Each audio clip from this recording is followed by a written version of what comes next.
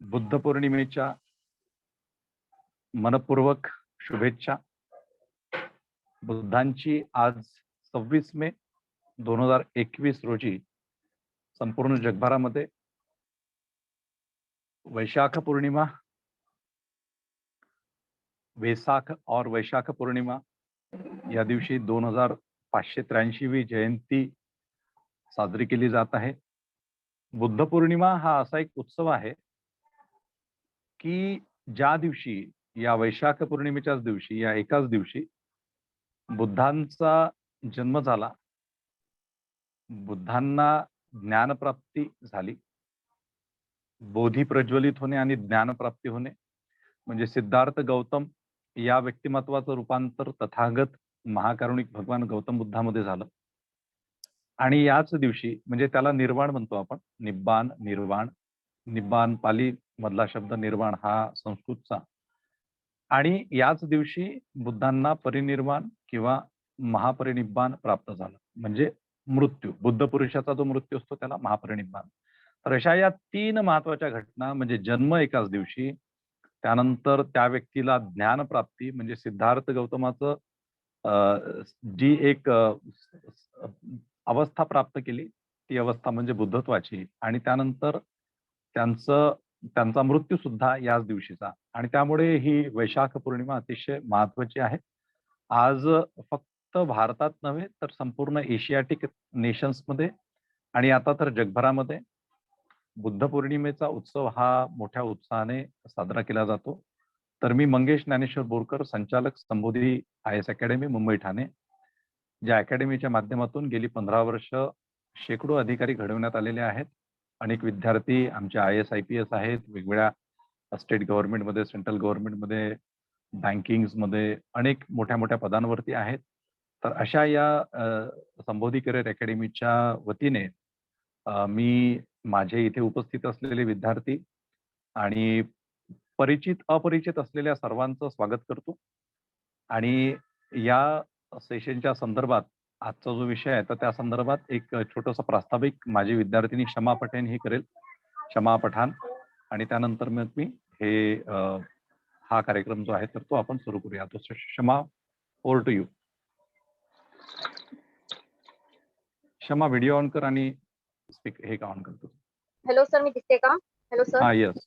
हा शमा. हा, ओके. माझं नाव शमा पठाण आहे. सर्वप्रथम मी सरांचा मनपूर्वक आभार मानते की सरांनी मला या उपक्रमामध्ये बोलण्याची संधी दिली. आणि येथे सर्व जमलेल्या विद्यार्थी मित्रांचं सुद्धा मी मनपूर्वक स्वागत करीत आहे. मी शमा पठाण संबोधी करिअर अकॅडमीची एक स्टुडंट आहे आणि मंगेश बोरकर सरांच्या मार्गदर्शनातून मी UPSC MPSC ची तयारी करत आहे. तसेच आमचे सर संबोधी करिअर अकॅडमीच्या माध्यमातून विविध क्षेत्रातील मुला-मुलींचं व्यक्तिमत्वाचा विकास व्हावा यासाठी सतत प्रयत्नशील असतात. त्यासाठी आमचे सर विविध सेमिनार आयोजित करतात. त्या सेमिनारमध्ये मोठमोठे ऑफिसरला बोलावून ते ऑफिसर विद्यार्थ्यांना नवीन नवीन इन्फॉर्मेशन देतात. सरांच्या याच प्रयत्नातून संबोधी करिअर अकॅडमीतून असे अनेक ऑफिसर घडले. तसेच दरवर्षी जे पण महान व्यक्ती होऊन गेले त्यांनी समाजाला नवीन दिशा दिली, नवीन विचार प्रदान केले. त्यांचे विचार आजच्या नवीन विद्यार्थी नवीन पिढीपर्यंत पोहोचावी त्यासाठी सर दरवर्षी सावित्रीबाई फुले, फातिमा शेख, जिजाऊ माता, BR आंबेडकर अशा अनेक महान व्यक्तींच्या जयंती निमित्ताने सर अनेक कार्यक्रम आयोजित करतात. त्याचप्रमाणे आजचा सुद्धा उपक्रम सरांनी बौद्ध पौर्णिमा निमित्ताने भगवान बुद्धांच्या एकंदरीत विचारांचा प्रभाव तत्कालीन समाज व्यवस्थेवरती कसा झाला आणि तो प्रभाव आतापर्यंत कसा आहे आणि जागतिक पातळीवर कसा आहे यासाठी सरांनी हा उपक्रम आयोजित केले आहे. येथे उपस्थित असलेल्या विद्यार्थी मित्रांचं मी पुन्हा एकदा मनपूर्वक स्वागत करीत आहे आणि पुढचा कार्यक्रम सरांनी सुरू करावा अशी मी सरांना विनंती करते. यस शमा, धन्यवाद. सो सर्वांचं पुन्हा एकदा स्वागत संबोधी करिअर अकॅडमीच्या वतीने. आणि या ठिकाणी मी थेट विषयावरती येऊन आपल्या सोबत बोलणार आहे. समाजामध्ये अनेक विद्वान लोक असतात आणि विद्वानांचं काम आहे की वेगवेगळ्या विषयांवरती अभ्यास करावा आणि वेगवेगळ्या विषयांवरती आपल्याला जे काही ज्ञान असतं तर ते लोकांपर्यंत पोहोचवावं. परंतु अशा विद्वानांच्या पंक्तीमधला मी काही नाही. एक सर्वसामान्य इन्स्टिट्यूशन रन करायचं आणि त्याच्या माध्यमातून नैतिकता जोपासणारे अधिकारी घडवायचे, हा एक खूपच छोटासा उपक्रम मी गेले 15 वर्ष राबवतोय. आणि त्यातूनच जे काही एक नॉलेज वाढतं, तर त्याच माध्यमातून ते छोटंसं नॉलेज लोकांपर्यंत पोहोचवण्याचा प्रयत्न करतोय. तर त्यामुळे या ठिकाणी कदाचित माझ्या बोलण्यातून काही गोष्टी सुटून जातील किंवा असं होऊ शकतं की या संपूर्ण व्याख्यानाला हवा तसा न्याय जो द्यायला पाहिजे, तर तो मिळणार नाही. तर इथे जे कोणी जाणकार उपस्थित असतील, उपस्थित होतील, तर त्या लोकांनी त्याला मोठेपणाने त्या सगळ्या गोष्टींचा स्वीकार करावा. सो आजचा विषय आहे मित्रांनो, तथागत भगवान गौतम बुद्धांच्या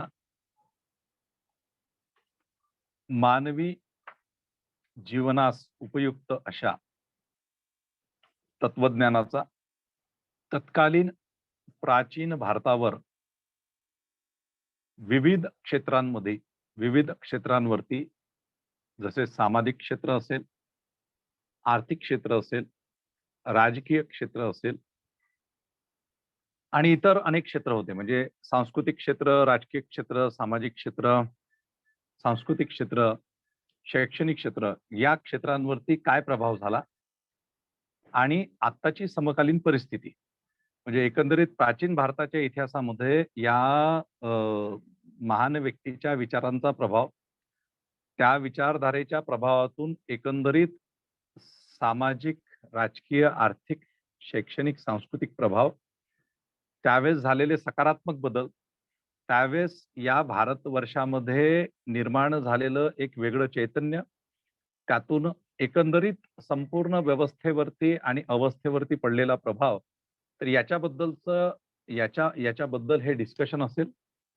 सोबतच समकालीन परिस्थिती, म्हणजे आज आपण या 21st सेंच्युरीमध्ये आहोत आणि आपण 21व्या शतकामध्ये असताना इसवी सन पूर्व 6व्या शतकामध्ये, म्हणजे 563 ते 483 BC, 563 हा बुद्धांचा जन्म तिथीचं वर्ष आहे, जन्म वर्ष आहे आणि 483 हा त्यांचा मृत्यू वर्ष आहे, महापरिनिब्बाणाचं वर्ष आहे. तर या एकंदरीत म्हणजे इनफॅक्ट 600 इसवी सन पूर्व 600 असा तो कालखंड कन्सिडर केला जातो. तर या कालखंडामध्ये जे सिद्धार्थ गौतम आणि सिद्धार्थ गौतमाचं रूपांतर झालेला महाकारुणिक बुद्ध, हे जे व्यक्तिमत्व होऊन गेलं, तर यांच्या विचारांचा कसा प्रभाव पडला आणि आता समकालीन परिस्थितीमध्ये त्याचा प्रभाव कसा आहे आणि त्या विचारांचं एक आढावा घेणं, तर या दृष्टिकोनातून हा एक संवाद असेल. तर सर्वप्रथम ज्यावेळेस आपण बुद्धांच्या या एकंदरीत तत्वज्ञानाचा विचार करतो, तर बुद्धांचं तत्वज्ञान हे एक्झॅक्टली नेमकं काय होतं, तर हे थोडंसं समजून घेणं हे फार आवश्यक आहे. म्हणजे हे समजून घेत असताना आपल्याला ते जर विचार कळले, तरच आपल्याला त्याचं एक प्रॉपर अंडरस्टँडिंग जे आहे, प्रॉपर अनालिसिस जे आहे, तर ते करता येईल. तर त्यामुळे एकंदरीत बुद्ध विचार काय होते, बुद्धांनी जगाला काय सांगितलं, जगाला काय दिलं, तत्कालीन व्यवस्थेला काय दिलं, तत्कालीन समाजाला काय दिलं, कुठल्या विषयांवरती, कुठल्या क्षेत्रांवरती त्यांचा कसा प्रभाव पडला, हे थोडं समजून घेण्यासाठी ती विचारधारा समजून घेणं आवश्यक आहे. तर त्या विचारधारेकडे आपण थोडंसं जाऊया आणि ती विचारधारा समजून घेण्याच्या आधी थोडीशी आपल्याला परिस्थिती समजून घेणं आवश्यक आहे. तर बुद्ध ज्या कालखंडामध्ये जन्माला आले, म्हणजे इसवी सन पूर्व 6व्या शतकामध्ये, त्या कालखंडाच्या आधीचा कोणता कालखंड आहे आणि त्यावेळेस नेमकं काय होतं ते थोडंसं समजून घेऊ. नंतर आपण बुद्ध विचारांकडे वळूया. त्यांच्या एकंदरीत थोडासा लाईफकडे आपल्याला थोडंसं बघावं लागेल आणि टप्प्याटप्प्याने आपण या 3-4 टप्प्यांमध्ये हे संपूर्ण जो विषय आहे तर तो समजून घेण्याचा प्रयत्न करू. तर बुद्ध 6व्या शतकामध्ये येतात. त्याच्या आधीचा जो कालखंड आहे तो वैदिक कालखंड आहे. वैदिक कालखंडाचा सर्वसाधारण जो पिरियड आहे, तो आहे इसवी सन पूर्व 1500 ते इसवी सन पूर्व 1000 आणि इसवी सन पूर्व 1000 ते इसवी सन पूर्व 600. म्हणजे 1500 ते 600 आपण म्हणू शकतो. परंतु त्या 1500 ते 600 मध्ये 2 कालखंड पडतात. एक आहे पूर्व वैदिक कालखंड आणि दुसरा आहे उत्तर वैदिक कालखंड. म्हणजे 1500 ते 1000 हा पूर्व वैदिक कालखंड आणि 1000 ते 600 ओके 1500 ते 1000 हा पूर्व वैदिक आणि 1000 ते 600 हा उत्तर वैदिक कालखंड. सो आता या पूर्व वैदिक आणि उत्तर वैदिक कालखंडामध्ये नेमक्या काय काय जडणघडण घडली म्हणजे काय नेमकं घडलं, तर ते थोडंसं आपल्याला समजून घ्यावं लागेल. तर या बेसिकली या कालखंडामध्ये आपल्या देशामध्ये नेमकं काय झालं? कुठली परिस्थिती निर्माण झालेली होती आणि त्या परिस्थितीमध्ये मग 6व्या शतकात ज्यावेळेस सिद्धार्थ गौतमाचा जन्म होता, तर त्या सिद्धार्थ गौतमाने नेमकं त्यावेळेस काय केलं? सो सगळ्यात महत्त्वाची गोष्ट, हा जो संपूर्ण कालखंड आहे 1500 ते 1000 आणि 1000 ते 600 या कालखंडामध्ये साधारणतः 1000 इसवी सन पूर्व 1000 मध्ये आपल्या देशामध्ये जे वैदिक साहित्य जे निर्माण झालं, या वैदिक साहित्याच्या माध्यमातून काही गोष्टी डेव्हलप होणं सुरुवात झाली. ओके. काही गोष्टींचा विकास होणं सुरुवात झाली. तो विकास नव्हता ॲक्चुअली, तर ती विषमता होती. आणि या वैदिक कालखंडामध्ये जे वैदिक साहित्य निर्माण झालं, वेदांचं साहित्य ज्याला आपण म्हणतो, ऋग्वेद असेल, यजुर्वेद असेल, अथर्ववेद असेल, सामवेद असेल, तर या वेदांचे वेगवेगळे विषय होते. परंतु या स्पेसिफिकली या वैदिक लिटरेचरमध्ये, वैदिक साहित्यामध्ये एक सर्वात महत्त्वाची गोष्ट जी डेव्हलप झाली, तर ती ती गोष्ट होती म्हणजे वर्णव्यवस्थेची उत्पत्ती. आणि वर्णव्यवस्थेची उत्पत्ती आपल्याला साधारणतः 1000 ओके 1000 BC मध्ये इसवी सन पूर्व 1000 ओके इसवी सन पूर्व 1000 मध्ये दिसून येते. ज्याच्यामध्ये आपल्याला ब्राह्मण, क्षत्रिय, वैश्य, शूद्र अशी उतरंड आपल्याला दिसते. पुरुष सूक्त जे आहे, ऋचा जी आहे तर त्यामध्ये. आणि उत्तर वैदिक कालखंड जो आहे म्हणजे साधारणतः उत्तर वैदिक कालखंड ज्यावेळेस सुरू होतो, तर त्यावेळेस ही उतरंड आपल्याला दिसणं सुरू होते. आणि त्यानंतरचा जो कालखंड आहे म्हणजे उत्तर वैदिक कालखंड जो आहे, तर या उत्तर वैदिक कालखंडामध्ये आपल्याला अ, म्हणजे सूत्रांची रचना झाल्याचं दिसते. वेगवेगळे सूत्र म्हणजे माणसाचं आयुष्य कसं असलं पाहिजे आणि कुणी-कुणी काय-काय केलं पाहिजे या संदर्भातले काही नियम तत्कालीन परिस्थितीमध्ये निर्माण झालेले आपल्याला दिसतात. आणि हे नियम या सगळ्या ज्या गोष्टी निर्माण करणारे अनेक त्यावेळेसचे काही नावं घेता येतील जसं आपस्तंभ आहे, गौतम आहे. ओके. तर या ऋषींनी वेगवेगळे सूत्र जे आहेत तर ती बनवली आणि या सूत्रांच्या माध्यमातून व्यक्तीचं आयुष्य जे आहे, तर ते नियंत्रण करणं एक प्रकारे सुरू झालं. तर सूत्र कालखंड हा समहाऊ कॉम्प्लिकेटेड कालखंड समजला जातो. म्हणजे वैदिक कालखंडामधला पूर्व वैदिक आणि उत्तर वैदिक या कालखंडामध्ये आपल्याला पूर्व वैदिकपेक्षा उत्तर वैदिक कालखंडामध्ये खूप मोठ्या प्रमाणात यज्ञ संस्कृती यज्ञ संस्कृती निर्माण झालेली दिसते. या यज्ञ संस्कृतीमध्ये आपल्याला प्रचंड प्रमाणात वेगवेगळे यज्ञांची निर्मिती झालेली दिसते. या यज्ञांमध्ये मग वाजपेयी यज्ञ आहे, अश्वमेध यज्ञ आहे, पुरुषमेध यज्ञ आहे, राजसूय यज्ञ आहे. ओके. तर अशा अनेक यज्ञांची निर्मिती झालेली दिसते आणि त्या अनेक यज्ञांमध्ये सर्वात महत्त्वाचं जर त्याचं कुठलं वैशिष्ट्य असेल, तर सॅक्रिफाइसेस. सॅक्रिफाइसेस म्हणजे बळी देणं, पशूंची बळी देणं. जे पशूंची बळी देणं म्हणजे कुठलाही यज्ञ जो होणार, तर त्या यज्ञामध्ये प्रचंड प्रमाणात पशुधन जे आहे, तर ते पशुधन सॅक्रिफाय करणं. ओके. त्या पशूंची बळी देणं. 1 नव्हे, 2 नाही, तर शेकडो पशूंची बळी देणं, हे त्याचं एक कॉन्स्पिक्युअस फीचर जे आहे, तर ते आपल्याला या उत्तर वैदिक कालखंडामध्ये दिसतं.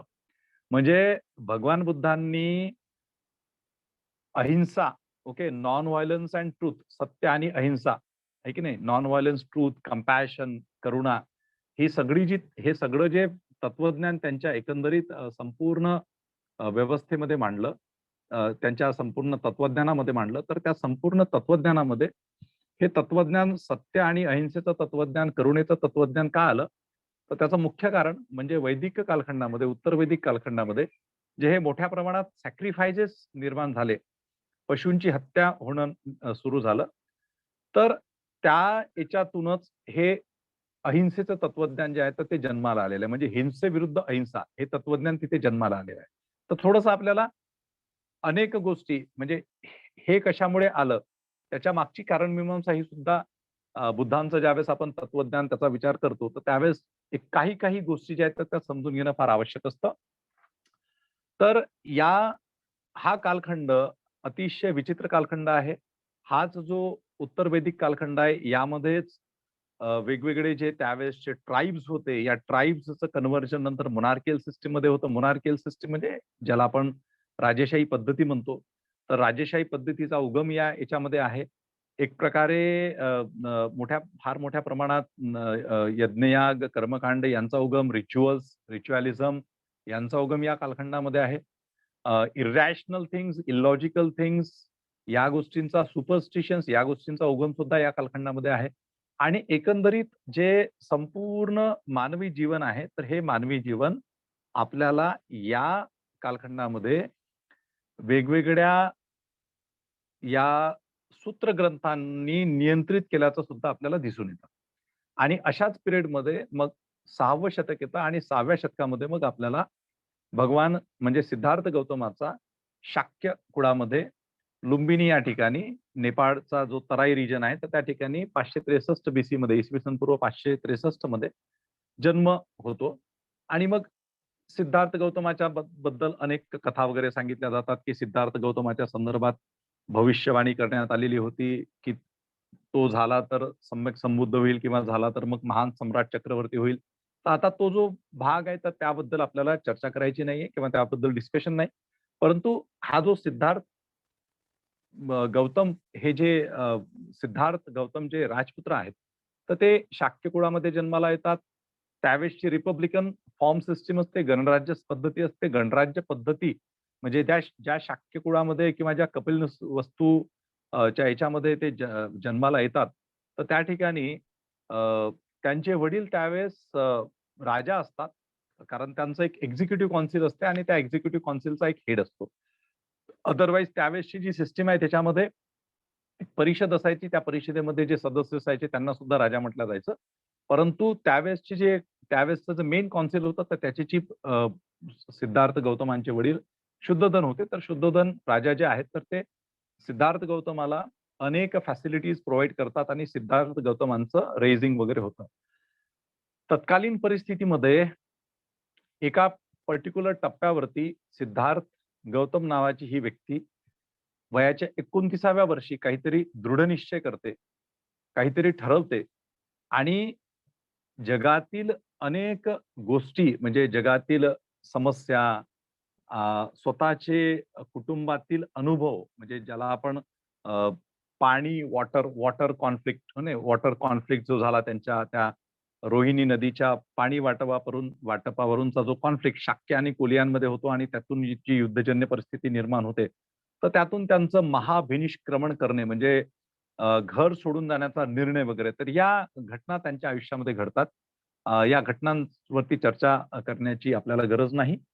परंतु एक राजपुत्र आपण जर असं ॲक्सेप्ट केलं, की ते राजपुत्र होते आणि अतिशय भौतिक सुखांमध्ये त्यांचं आयुष्य गेलेलं असेल, ओके. किंवा त्यांना सगळी भौतिक सुख असताना त्यांनी त्याच्याकडे दुर्लक्ष केलं असेल किंवा त्यांचं मन रमत नसेल, ह्या सगळ्या जर गोष्टी आपण ॲक्सेप्ट केल्या, तर आपल्याला ही गोष्ट अतिशय आश्चर्यकारक आहे, की या सगळ्या भौतिक सुखांचं संपूर्ण म्हणजे भौतिक सुखांनी भरलेलं संपूर्ण आयुष्य त्यांच्या समोर असताना एक अतिशय संपन्न कुटुंबातील सिद्धार्थ, राजपुत्र सिद्धार्थ हा त्या संपूर्ण भौतिक सुखांचा त्याग करतो. म्हणजे आपल्या इकडे अशी उदाहरणं क्वचित बघायला मिळतात. अगदी कंटेम्पररी कालखंडामध्ये आपल्याला ही उदाहरणं फार क्वचित बघायला मिळतात. म्हणजे आपण अगदी घरामध्ये संपत्तीचं जर वाटप असेल, तर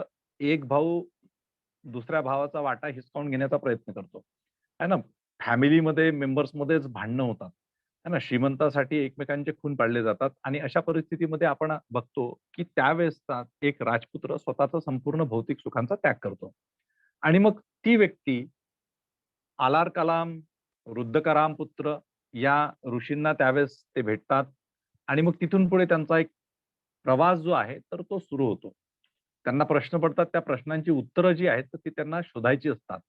आणि या प्रश्नांचं उत्तराच्या शोधामध्ये सिद्धार्थ गौतम, राजपुत्र सिद्धार्थ गौतम हे वैशाख पौर्णिमेच्याच दिवशी नंतर कालांतराने बुद्ध होतात. ओके. बोधगयेला बुद्धगयेला सुजाताची खीर वगैरे तो प्रकरण अनेक लोकांना या ठिकाणी माहिती असेल आणि की सुजाताने दिलेली खीर प्राशन करून मग सिद्धार्थ गौतम बसले आणि नंतर मग त्यांना कठोर त्यांनी ती तपश्चर्या वगैरे केली म्हणजे प्युरिफिकेशन ऑफ माइंड वरती काम केलं, दृढनिश्चय केला आणि त्याच्यानंतर मग त्यांना तो एक मार्ग गवसला जो त्यांनी नंतर संपूर्ण जगाला सांगितला. ओके. इनफॅक्ट संपूर्ण जगापर्यंत पोहोचवण्याचं काम हे जे त्यांचे डिटरमाइन फॉलोअर्स झाले, त्या डिटरमाइन फॉलोअर्सनी केलं. फॉर एक्झाम्पल सम्राट अशोक म्हणू शकतो आपण. ओके. फॉर एक्झाम्पल मॉडर्न टाइम्समध्ये आत्ताच्या घडीला आपण म्हणू शकतो, की डॉक्टर बाबासाहेब आंबेडकर. ओके. म्हणजे 20th सेंच्युरीमध्ये 1956 ला जे सगळ्यात मोठं एक रिएस्टॅब्लिशमेंट ऑफ द बुद्धिस्ट फिलॉसॉफी ज्याला आपण म्हणू शकतो, की बुद्ध तत्वज्ञानाचं पुनरुज्जीवन करण्याचं काम. तर हे जे असे ज्या कुठल्याही तत्वज्ञानाला जोपर्यंत तेवढे निष्ठावांत अनुयायी भेटत नाही, डिटरमाइन अनुयायी भेटत नाही, तोपर्यंत त्या गोष्टीचं प्रमोशन होत नाही. ते तत्वज्ञान कदाचित त्या ठिकाणीच सीमित राहू शकतं किंवा त्या ठिकाणीच ते तिथल्या तिथेच रेस्ट्रिक्टेड राहू शकतं. परंतु बुद्धांना नंतरच्या कालखंडामध्ये अनेक महान भिक्षू भेटले. ओके. म्हणजे त्यांच्या भिक्षू संघामध्ये अनेक महान भिक्षू लोक होते. ब्राह्मण, क्षत्रिय, वैश्य, शूद्र ही जी उतरंड होती, तर या उतरंडीतील प्रत्येक वर्णातील म्हणजे आपण चातुर्वर्ण्याचा विषमतावादी दृष्टिकोनातून, की चातुर्वर्ण्याने विषमता निर्माण केली या दृष्टिकोनातून जरी आपण विचार केला, तरी बुद्धांच्या संघामध्ये बुद्धांनी नंतर जे बुद्ध, धम्म आणि संघ ही जी त्रिरत्न जगाला दिली, ओके, ही जी मूल्य जगाला दिली, तर या त्रिरत्नांचं पालन करणारी ही संपूर्ण सर्वच वर्णातील लोक आपल्याला तत्कालीन परिस्थितीमध्ये दिसतात आणि हा नंतरच्या कालखंडामध्ये खूप मोठ्या प्रमाणात प्रमोटेड झालेला तत्वज्ञान आपल्याला दिसतं जगाच्या पाठीवरती. म्हणजे ते तत्वज्ञान भारतातच राहिलं नाही, तर जगाच्या पाठीवरती संपूर्णतः पोहोचलेलं आपल्याला निश्चितपणे जाणवतं आणि त्याचे संपूर्ण ऐतिहासिक पुरावे आजही पदोपदी आपल्याला भारतातच नव्हे तर संपूर्ण जगभरात दिसून येतात. ओके. तर आता नेमकं या सिद्धार्थ गौतमाला जे ज्ञानप्राप्ती झाली, तर ती ज्ञानप्राप्ती नेमकी काय होती? इथे उपस्थित असलेल्या बहुतांश लोकांना त्या तत्वज्ञानाबद्दल निश्चितच माहिती आहे. तरी पण एक उजळणी म्हणून का होईना, मी जस्ट इथे सांगेल, की भगवान बुद्धांनी खूप म्हणजे ज्या बेसिक गोष्टी सांगितल्या, त्या बेसिक गोष्टीमध्ये सगळ्यात महत्त्वाची जी गोष्ट सांगितली, ती सांगितली, की जगात दुःख आहे. म्हणजे 4 आर्य सत्य, आर्यो अष्टांगिक मग्गो म्हणजे आर्य अष्टांगिक मार्ग. तर 4 आर्य सत्य बुद्धांनी सांगितली आणि या 4 आर्य सत्यांना आपल्याला डिनाय करताच येत नाही.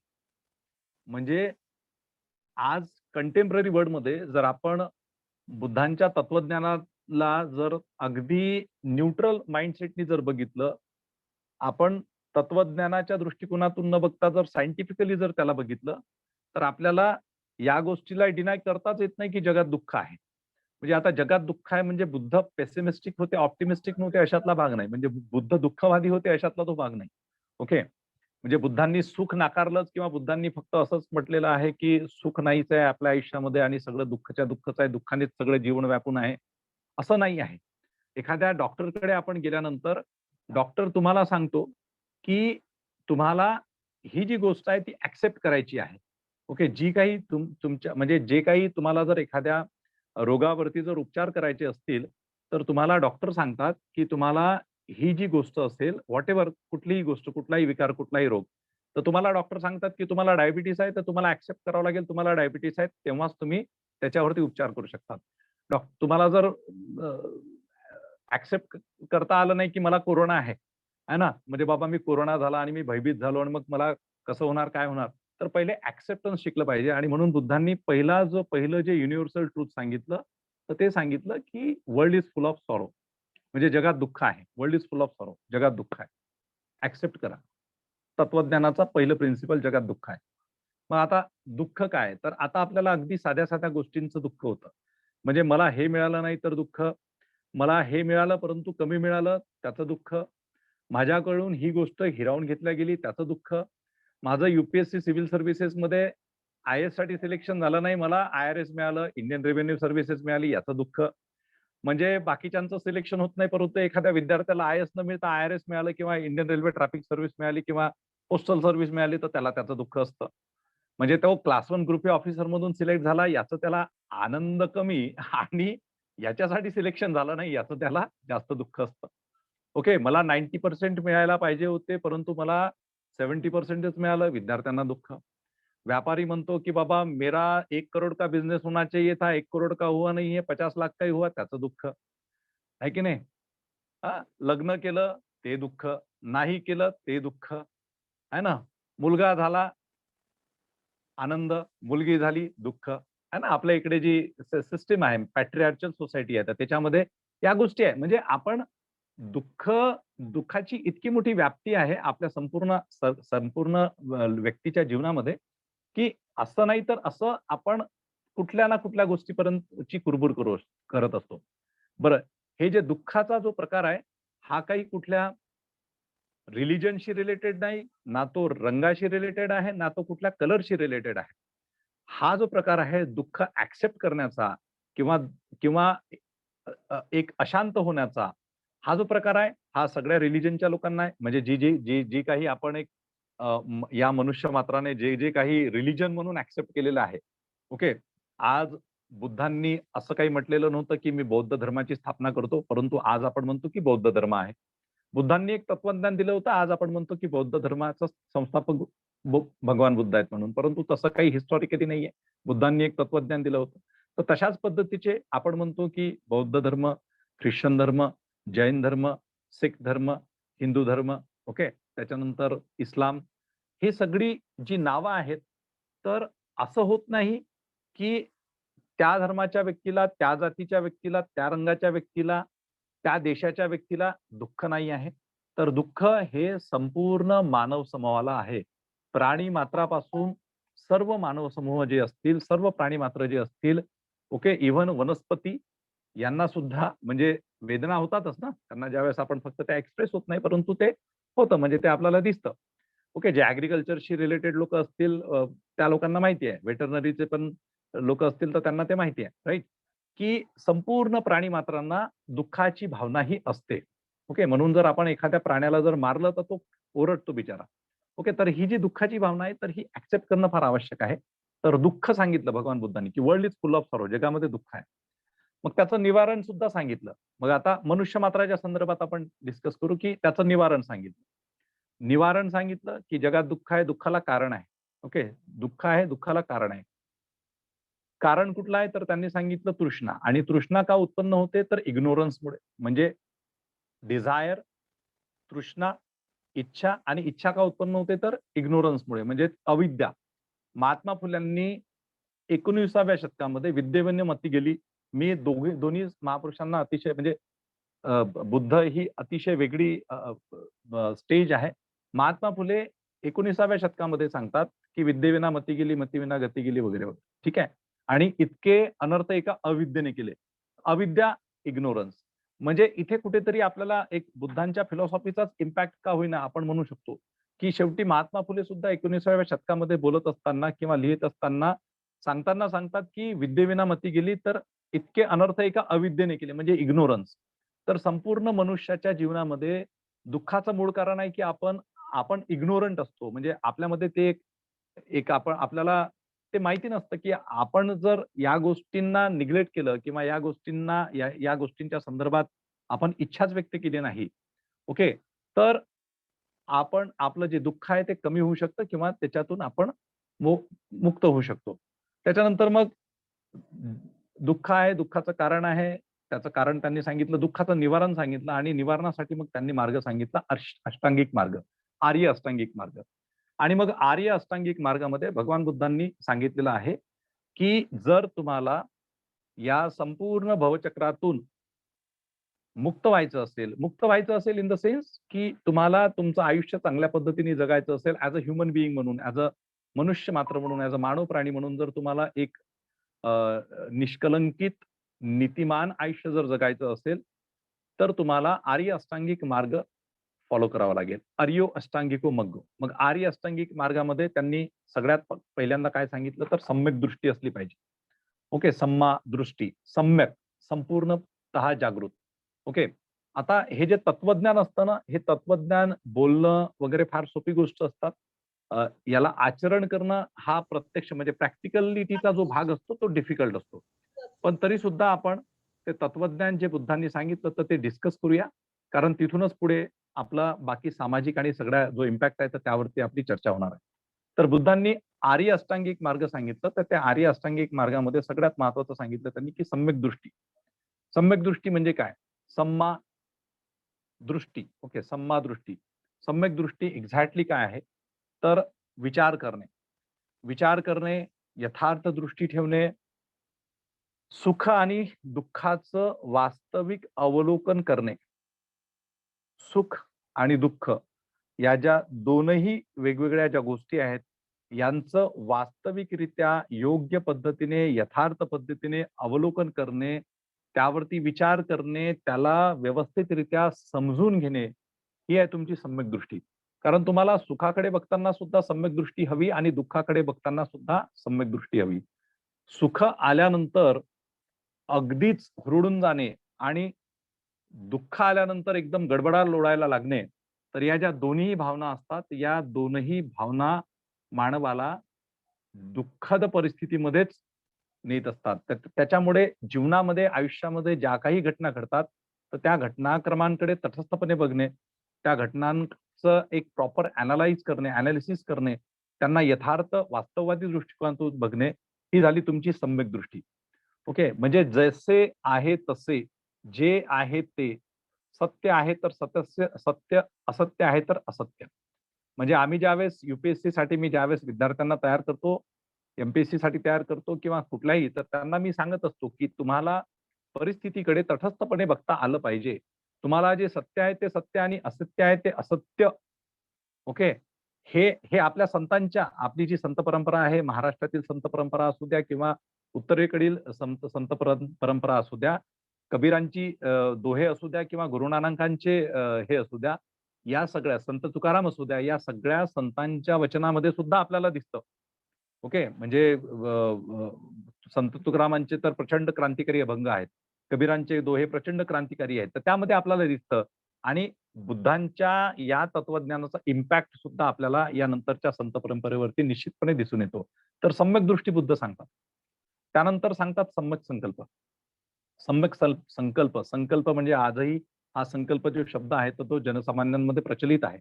त्याच्यामध्ये बुद्ध सांगतात, की तुम्ही दृढनिश्चयी असले पाहिजे. प्रॅक्टिकली प्रॅक्टिकली एक ज्याला म्हणतो, की सम्यक संकल्प करणं म्हणजे एक तुमच्या आयुष्यामध्ये प्रॅक्टिकल ॲप्लिकेशन करणं अनेक गोष्टींमध्ये. ओके. तुम्ही तुम्ही दृढनिश्चयी असणं म्हणजे काय? तर मानसिक दृष्टिकोनातून नैतिक विकासासाठी तुम्ही प्रयत्नरत असणे आणि तसं प्रयत्नरत असण्याची प्रतिज्ञा करणे. म्हणजे मला जर समजा सिव्हिल सर्व्हिसेस क्वालिफाय व्हायची आहे किंवा मला एखाद्या बिझनेसमध्ये जर चांगलं पुढे जायचं असेल किंवा एखादा उद्योग स्थापन करायचा असेल किंवा शिक्षणामध्ये मला पुढे जायचं असेल किंवा एक माणूस बनण्याचा संकल्प तर फार अभावाने लोकं करतात. परंतु वेगवेगळ्या क्षेत्रामध्ये पुढे जाण्यासाठी मात्र लोकं अनेक म्हणजे कॉम्पिटिटिव्ह फार असतात लोकं. ओके. सो दृढ निश्चय करणे. ओके. कुठल्याही क्षेत्रामध्ये पुढे जायचं असेल तर दृढ निश्चय. परंतु त्या बुद्धांच्या सम्यक संकल्पनाच्या दृष्टिकोनामध्ये किंवा बुद्धांनी जो सम्यक संकल्प सांगितला, त्यामध्ये सगळ्यात महत्त्वाची जी गोष्ट आहे, दॅट इज ते नैतिकतेच्या मार्गावरती असलं पाहिजे. म्हणजे तो तुमचा जो संकल्प आहे, तर त्याला नैतिकतेची जोड असणं हे फार आवश्यक आहे. म्हणजे एकंदरीत संपूर्ण बुद्धांची जी विचारधारा होती, तर त्याचा सगळ्यात महत्त्वाचा जो बेस होता, तो नैतिकतेचा बेस होता. तर that is most important thing. So सम्यक संकल्प, नैतिक विकास करण्याची प्रतिज्ञा, मानसिक विकास करण्याची प्रतिज्ञा आणि आपल्याला जे हवे आहे तर ते हवे असण्यासाठी त्या दृष्टिकोनातून नैतिक आचरणासह प्रयत्न करणे. ओके, तर दॅट इज सम्यक संकल्प. सम्यक वाचा, बुद्धांनी सम्यक वाचा तिसरं हे अष्टांगिक तत्व सांगितलं बुद्धांनी की सम्यक वाचा. आता सम्यक वाचा म्हणजे काय, तर सत्य वाचा. सत्य वाचा, तुम्ही जे काही बोलता ते सत्य असलं पाहिजे. तुम्ही जे बोलता ते असत्य नसावं. तुम्ही जे बोलता हे बेसिकली आवश्यक जे आहे तेच बोलणं, अनावश्यक जे आहे ते न बोलणं, हे सुद्धा सम्यक वाचामध्ये येतं. व्यर्थ न बोलणे, व्यर्थ बडबड न करणे आणि सगळ्यात महत्वाचं की सत्य बोलणे, योग्य ते बोलणे, सत्य बोलणे, असत्य न बोलणे. या सगळ्या गोष्टी ज्या आहेत, आता कधी-कधी असं म्हणतात, की एखाद्याचं मन दुखवेल असं बोलू नये. पण एखाद्याचं मन दुखवेल असं बोलू नये याच्या संदर्भात बुद्धांचं सगळ्यात महत्वाचं हे आहे, की लोकांना खुश करण्यासाठी आपल्याला बोलायचं नसतं. है ना, की मी बोलल्यामुळे समोरचा व्यक्ती हा खुश होणार आहे. म्हणजे तुम्ही कोणाचे प्रशंसक झालात, खुशमस्करे झालात, हुजरे झालात, तरी लोकांना चांगलं वाटतं. आणि तुम्ही लोकांना क्रिटिसाइज करायला लागलात, तर लोकांना योग्य वाटत नाही. लोकं तुमच्यापासून लांब पडतात. ओके. माझ्यापासून अनेक लोकं कधी-कधी लांब पडतात. म्हणजे मी सत्य बोलायला लागलो किंवा क्रिटिसाइज करायला लागलो तर. तर असं असतं, की बुद्ध सत्य बोलायला सांगतात. ते खुशमस्करी करायला सांगत नाही. ओके. म्हणजे तुम्ही एकंदरीत तुमच्या एंटायर लाईफमध्ये सुद्धा हे तत्वज्ञान अतिशय चांगल्या पद्धतीने उतरवणं आवश्यक आहे, की आपल्याला कुणाची खुशमस्करी करायसाठी, हुजरेगिरी करण्यासाठी, साहेबजी हुजुरी करण्यासाठी आपल्याला बोलायचं नसतं, तर आपल्याला सत्य बोलायचं असतं. जे सत्य आहे ते बोललंच पाहिजे. ओके. तर सम्यक वाचेमध्ये त्या गोष्टी येतात. आवश्यक जेवढं आहे तेवढं बोललं पाहिजे. म्हणून ब्युरोक्रसीमध्ये आम्ही नॉर्मली असं सांगत असतो विद्यार्थ्यांना ट्रेनिंग देताना, की तुम्हाला आय-एस ऑफिसर बनायचं, आय-पी-एस ऑफिसर बनायचं आहे, तर जेवढं कारण तुमची पोझिशन ही डिसिजन मेकिंगची असते आणि डिसिजन मेकिंगच्या व्यक्तीने खूप व्यर्थ बडबड करण्याची गरज नसते. कारण मग त्याचा माइंड जो असतो तो डायव्हर्ट होतो. सो एनिवे तिथे काही यायची गरज नाही. नंतर चौथं आहे की सम्यक कर्मांत. कर्मांत. कर्मांत कसं असलं पाहिजे? तर कर्मांत हे असं असलं पाहिजे की ज्याच्यामुळे कोणाला हानी होणार नाही, कोणाचं नुकसान होणार नाही. जी पण गोष्ट करतो आपण तर ती योग्य पूर्ण केली पाहिजे, संपूर्ण विचारपूर्वक केली पाहिजे. तुम्ही कोणालाही कर्म करत असताना, कर्म हे वेगवेगळ्या पद्धतीने होऊ शकतं. मनाच्या पातळीवरती कर्म होतं, वाचेच्या पातळीवरचं कर्म होतं. ओके. आणि प्रत्यक्ष कर्म होतं. म्हणजे समजा आपण हिंसा करतो. हिंसा हे प्रत्यक्ष कर्म झालं. एखाद्याला अपशब्द बोलतो. अपशब्द बोलणे, शिवीगाळ करणे, भांडण करणे, एखाद्याचा अपमान करणे, जाणीवपूर्वक अपमान करणे, हे काय झालं? तर ते कर्मांत झालं आणि हे जर कर्म असेल तर ते सम्यक कर्मांतामध्ये येत नाही. तर एनिवे इनफॅक्ट स्वतःबद्दल सुद्धा वाईट विचार करणे हे सम्यक कर्मांतामध्ये येत नाही. स्वतःबद्दल सुद्धा तुम्ही सकारात्मक असलं पाहिजे. स्वतःबद्दल सुद्धा तुम्ही माझं मंगल होवो, माझ्यामधले सगळे विकार जावोत, नष्ट होवो. ओके. मी एक चांगला व्यक्ती कसा बनेल, ओके. माझं व्यक्तिमत्व कसं फुलेल, हा विचार ज्यावेळेस करता, तर त्यावेळेस तुम्ही सम्यक कर्मांताला फॉलो करता असं त्याचा अर्थ होतो. म्हणजे स्वतःबद्दलची सुद्धा मंगलमैत्री असणे आणि इतरांबद्दल सुद्धा मंगलमैत्री करणे हा सम्यक कर्मांताचा भाग झाला. ओके. तर हे चौथं एक खूप चांगलं जे अष्टांगिक मार्गाचा एक जो हे आहे, तर ते बुद्धांनी सांगितला. त्यानंतर बुद्धांनी सम्यक आजीविका सांगितली. आजीविका म्हणजे लाईव्हलीहूड. आजीविकेमध्ये बुद्ध कुठल्याही पद्धतीच्या अधोगतीला जाणाऱ्या अनैतिक, वाईट, दुराचार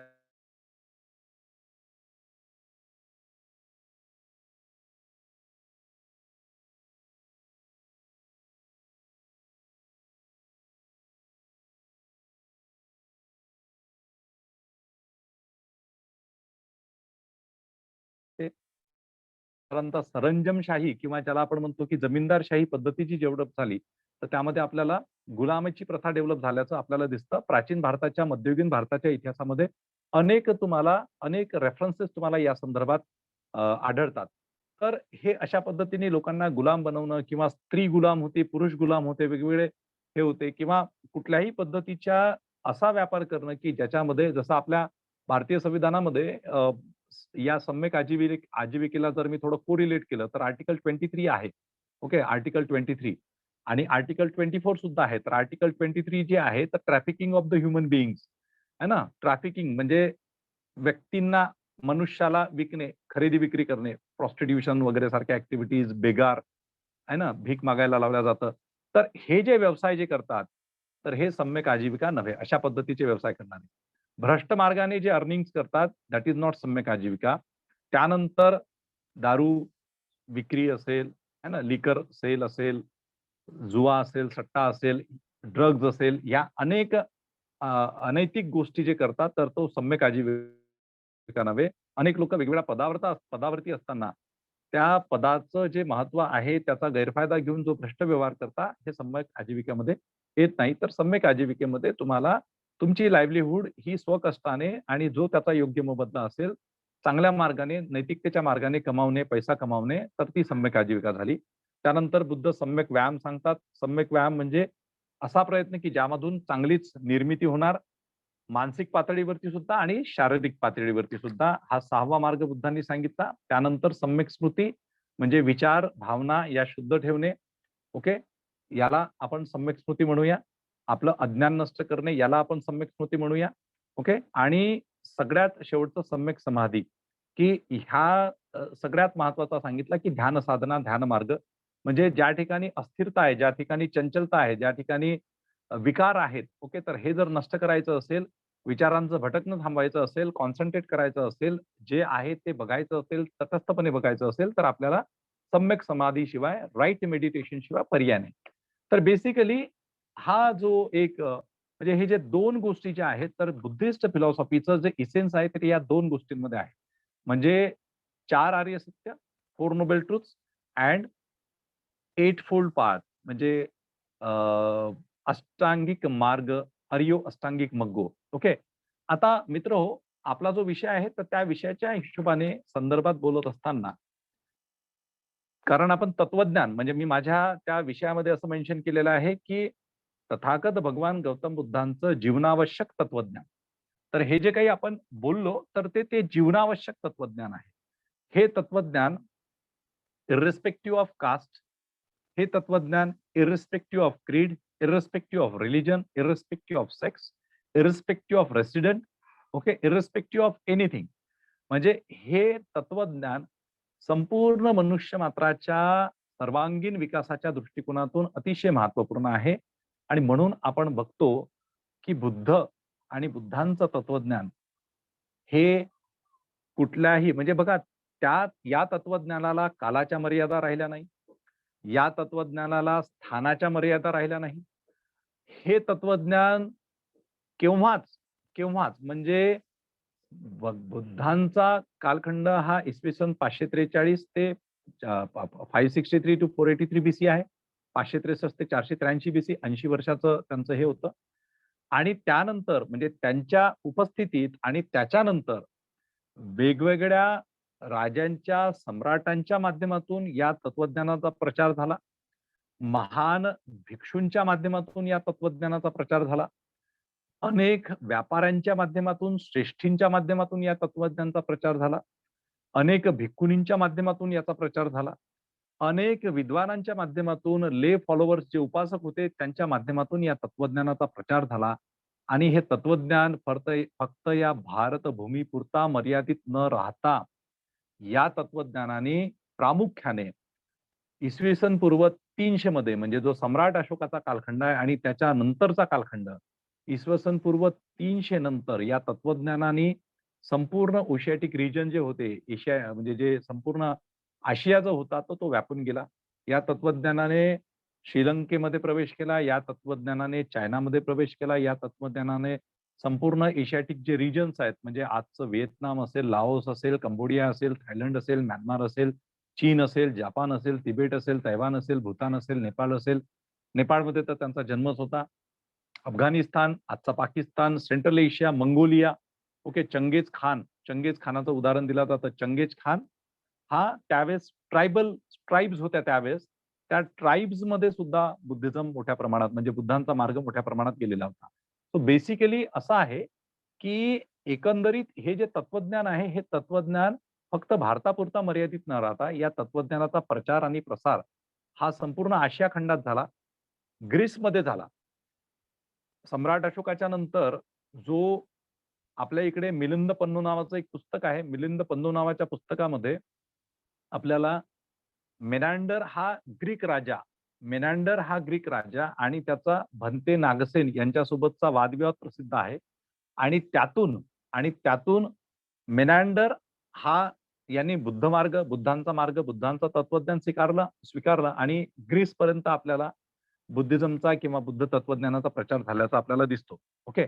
तर खूप मोठ्या प्रमाणात बुद्ध तत्वज्ञानाचा प्रचार हा त्याच वेळेस 3ऱ्या-4थ्या शतकात, तिसरं शतक पासून तर साधारणतः फर्स्ट सेंच्युरी BCE पर्यंत आपल्याला वेगवेगळ्या भागांमध्ये गेल्याचं आपल्याला दिसून येतं. आणि सद्य परिस्थिती तर अशी आहे, की आज संपूर्ण जगामध्ये म्हणजे आज युनायटेड स्टेट्स ऑफ अमेरिका असेल, आज UK असेल, आज स्वित्झर्लंड असेल, आज जर्मनी असेल, फ्रान्स असेल, पोर्तुगाल असेल, आज साऊथ अमेरिका असेल, ओके, आज आफ्रिकन नेशन्स असतील, आज गल्फ कंट्रीज आहेत. या गल्फ कंट्रीजमध्ये या सगळ्या नेशन्समध्ये कुठल्या ना कुठल्या माध्यमातून म्हणजे आपण म्हणूया की ध्यान साधनेच्या माध्यमातून, मेडिटेशनच्या वेगवेगळ्या फॉर्म्सच्या माध्यमातून बुद्धांचा विचार जो आहे, काही का होईना कमीत कमी सम्यक समाधी आणि इतर ज्या काही अनेक गोष्टी आहेत, तर त्या गोष्टी सांगितल्या जातात, त्या गोष्टी शिकविल्या जातात. आणि त्याच्यामुळे अनेक राष्ट्र जी आहेत, तर ती स्वतःची प्रगती करून घेताना आपल्याला दिसत आहेत. फॉर एक्झाम्पल, आज जपानची प्रगती आपण बघतो. दुसऱ्या महायुद्धामध्ये हिरोशिमा आणि नागासाकीच्या भयंकर महास्फोटानंतर सुद्धा जपान हा फिनिक्स पक्षासारखा याच बुद्ध तत्वज्ञानामुळे, याच बुद्धिस्ट फिलॉसॉफीमुळे, याच बुद्धिस्ट वे ऑफ लाईफमुळे निर्माण झाला, परत जिवंत झाला आणि एक एस्टॅब्लिश आणि प्रोग्रेसिव्ह म्हणजे ओके, म्हणजे संपूर्णतः विकसित झालेला. आपण अजूनही डेव्हलपिंग स्टेजमध्येच आहोत, परंतु जपान हे छोटंसं राष्ट्र असून डेव्हलप स्टेजमध्ये केव्हाच गेलेलं आहे.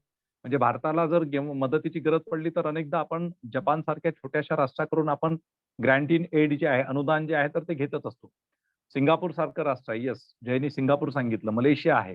ओके, तर हे असे अनेक राष्ट्र जी आहेत, तर ती आपल्याला मोठ्या प्रमाणात डेव्हलप झालेली दिसतात. तर त्याच्या मागची जी पार्श्वभूमी आहे, तर ते तत्वज्ञान आहे. ओके, म्हणजे हे थोडंसं जागतिक मी रेफरन्सेस याच्यासाठीच दिले. तर बुद्धांचं त्या परिस्थितीमध्ये प्राचीन भारताच्या इतिहासामध्ये सामाजिक विकासासाठीचं काय योगदान आहे, सांस्कृतिक विकासासाठीचं काय योगदान होतं, राजकीय, आर्थिक, शैक्षणिक विकासासाठीचं काय योगदान होतं, तर याचा थोडक्यात उजळणी जी आहे, तर ती मी थोडासा करण्याचा प्रयत्न करतोय. सामाजिक व्यवस्थेच्या संदर्भात आपण पहिल्यांदा बोलूया. मी आधीच तुम्हाला सांगितलं, की बुद्ध ज्यावेळेस होते त्याच्या काही शतकांआधी आपल्या देशामध्ये वर्णव्यवस्था निर्माण झाली. या वर्णव्यवस्थेने डिव्हिजन निर्माण केलं. सोसायटीला स्ट्रॅटिफाईड केलं. ब्राह्मण, क्षत्रिय, वैश्य आणि शूद्र. बुद्धांच्या कालखंडामध्ये जाती व्यवस्थेचे रेफरन्सेस आपल्याला ॲज सच मिळत नाही. ओके. नंतरच्या कालखंडामध्ये म्हणजे अस्पृश्यता आणि नंतर साधारणतः पहिलं शतक, इसवी सन पूर्व पहिलं शतक ते इसवी सन पूर्व चौथं शतक म्हणजे इसवी सन चौथं शतक, नॉट इसवी सन पूर्व. या कालखंडामध्ये जाती व्यवस्थेचा उगम दिसतो आपल्याला, त्याची एस्टॅब्लिशमेंट दिसते आणि नंतर पंचम वर्ण म्हणून अस्पृश्यता सुद्धा एस्टॅब्लिश झालेली आपल्याला दिसते. अनेक स्मृतींची रचना सुद्धा आपल्याला त्या कालखंडामध्ये झालेली दिसते. ती वैदिक कालखंडामध्ये म्हणजे उत्तर वैदिक कालखंडामध्ये सूत्र लिटरेचरच्या माध्यमातून अनेक गोष्टी ऑलरेडी निर्माण झालेल्याच होत्या. तर ही जी विषमतावादी व्यवस्था होती आणि यज्ञ संस्कृती होती, तर या संपूर्ण संपूर्ण गोष्टींचा विरोध, कडाडून विरोध हा सर्वप्रथम त्यावेळेस बुद्धांनी केला आणि त्यांच्यासोबत भगवान महावीर, वर्धमान महावीर यांनी सुद्धा केलेलं आपल्याला दिसून येतं.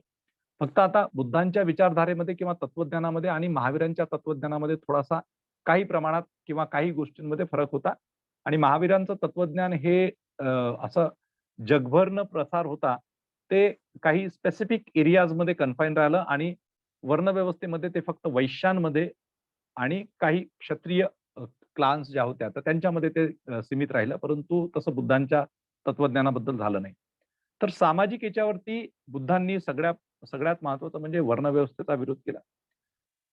वर्णांचं आणि त्यावेळेस ब्राह्मणी धर्माचं किंवा वैदिक धर्माचं जे प्राबल्य होतं, ओके, किंवा ब्राह्मणांना जे सर्वोच्च स्थान जे समाजामध्ये देण्यात आलेलं होतं म्हणण्यापेक्षा घेण्यात आलेलं होतं, ओके. कारण ते कोणी दिलं नाही, ते घेण्यात आलं. जे निर्माण करतात ते स्वतःकडे सर्व अधिकार, विशेष अधिकार सुरक्षित ठेवतात. तर असा तो प्रकार आहे. त्यावरती अधिक बोलणं योग्य होणार नाही. तर जे स्थान घेण्यात आलेलं होतं, तर त्या स्थानाला बुद्धांनी चॅलेंज केलं त्यावेळेस.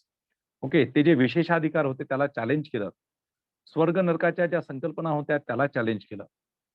ओके. म्हणजे आपले आपल्या आयुष्यातील वैयक्तिक दुःख जर नष्ट करायचे असतील, तर त्यासाठी तो व्यक्ती, ती व्यक्तीच सर्वतः जबाबदार असते. त्याच्यामध्ये कुठलाही मध्यस्थ नसतो.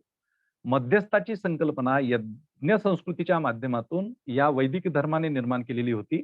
मध्यस्थ, mediator. There should not be a mediator between okay, me and the enlightenment.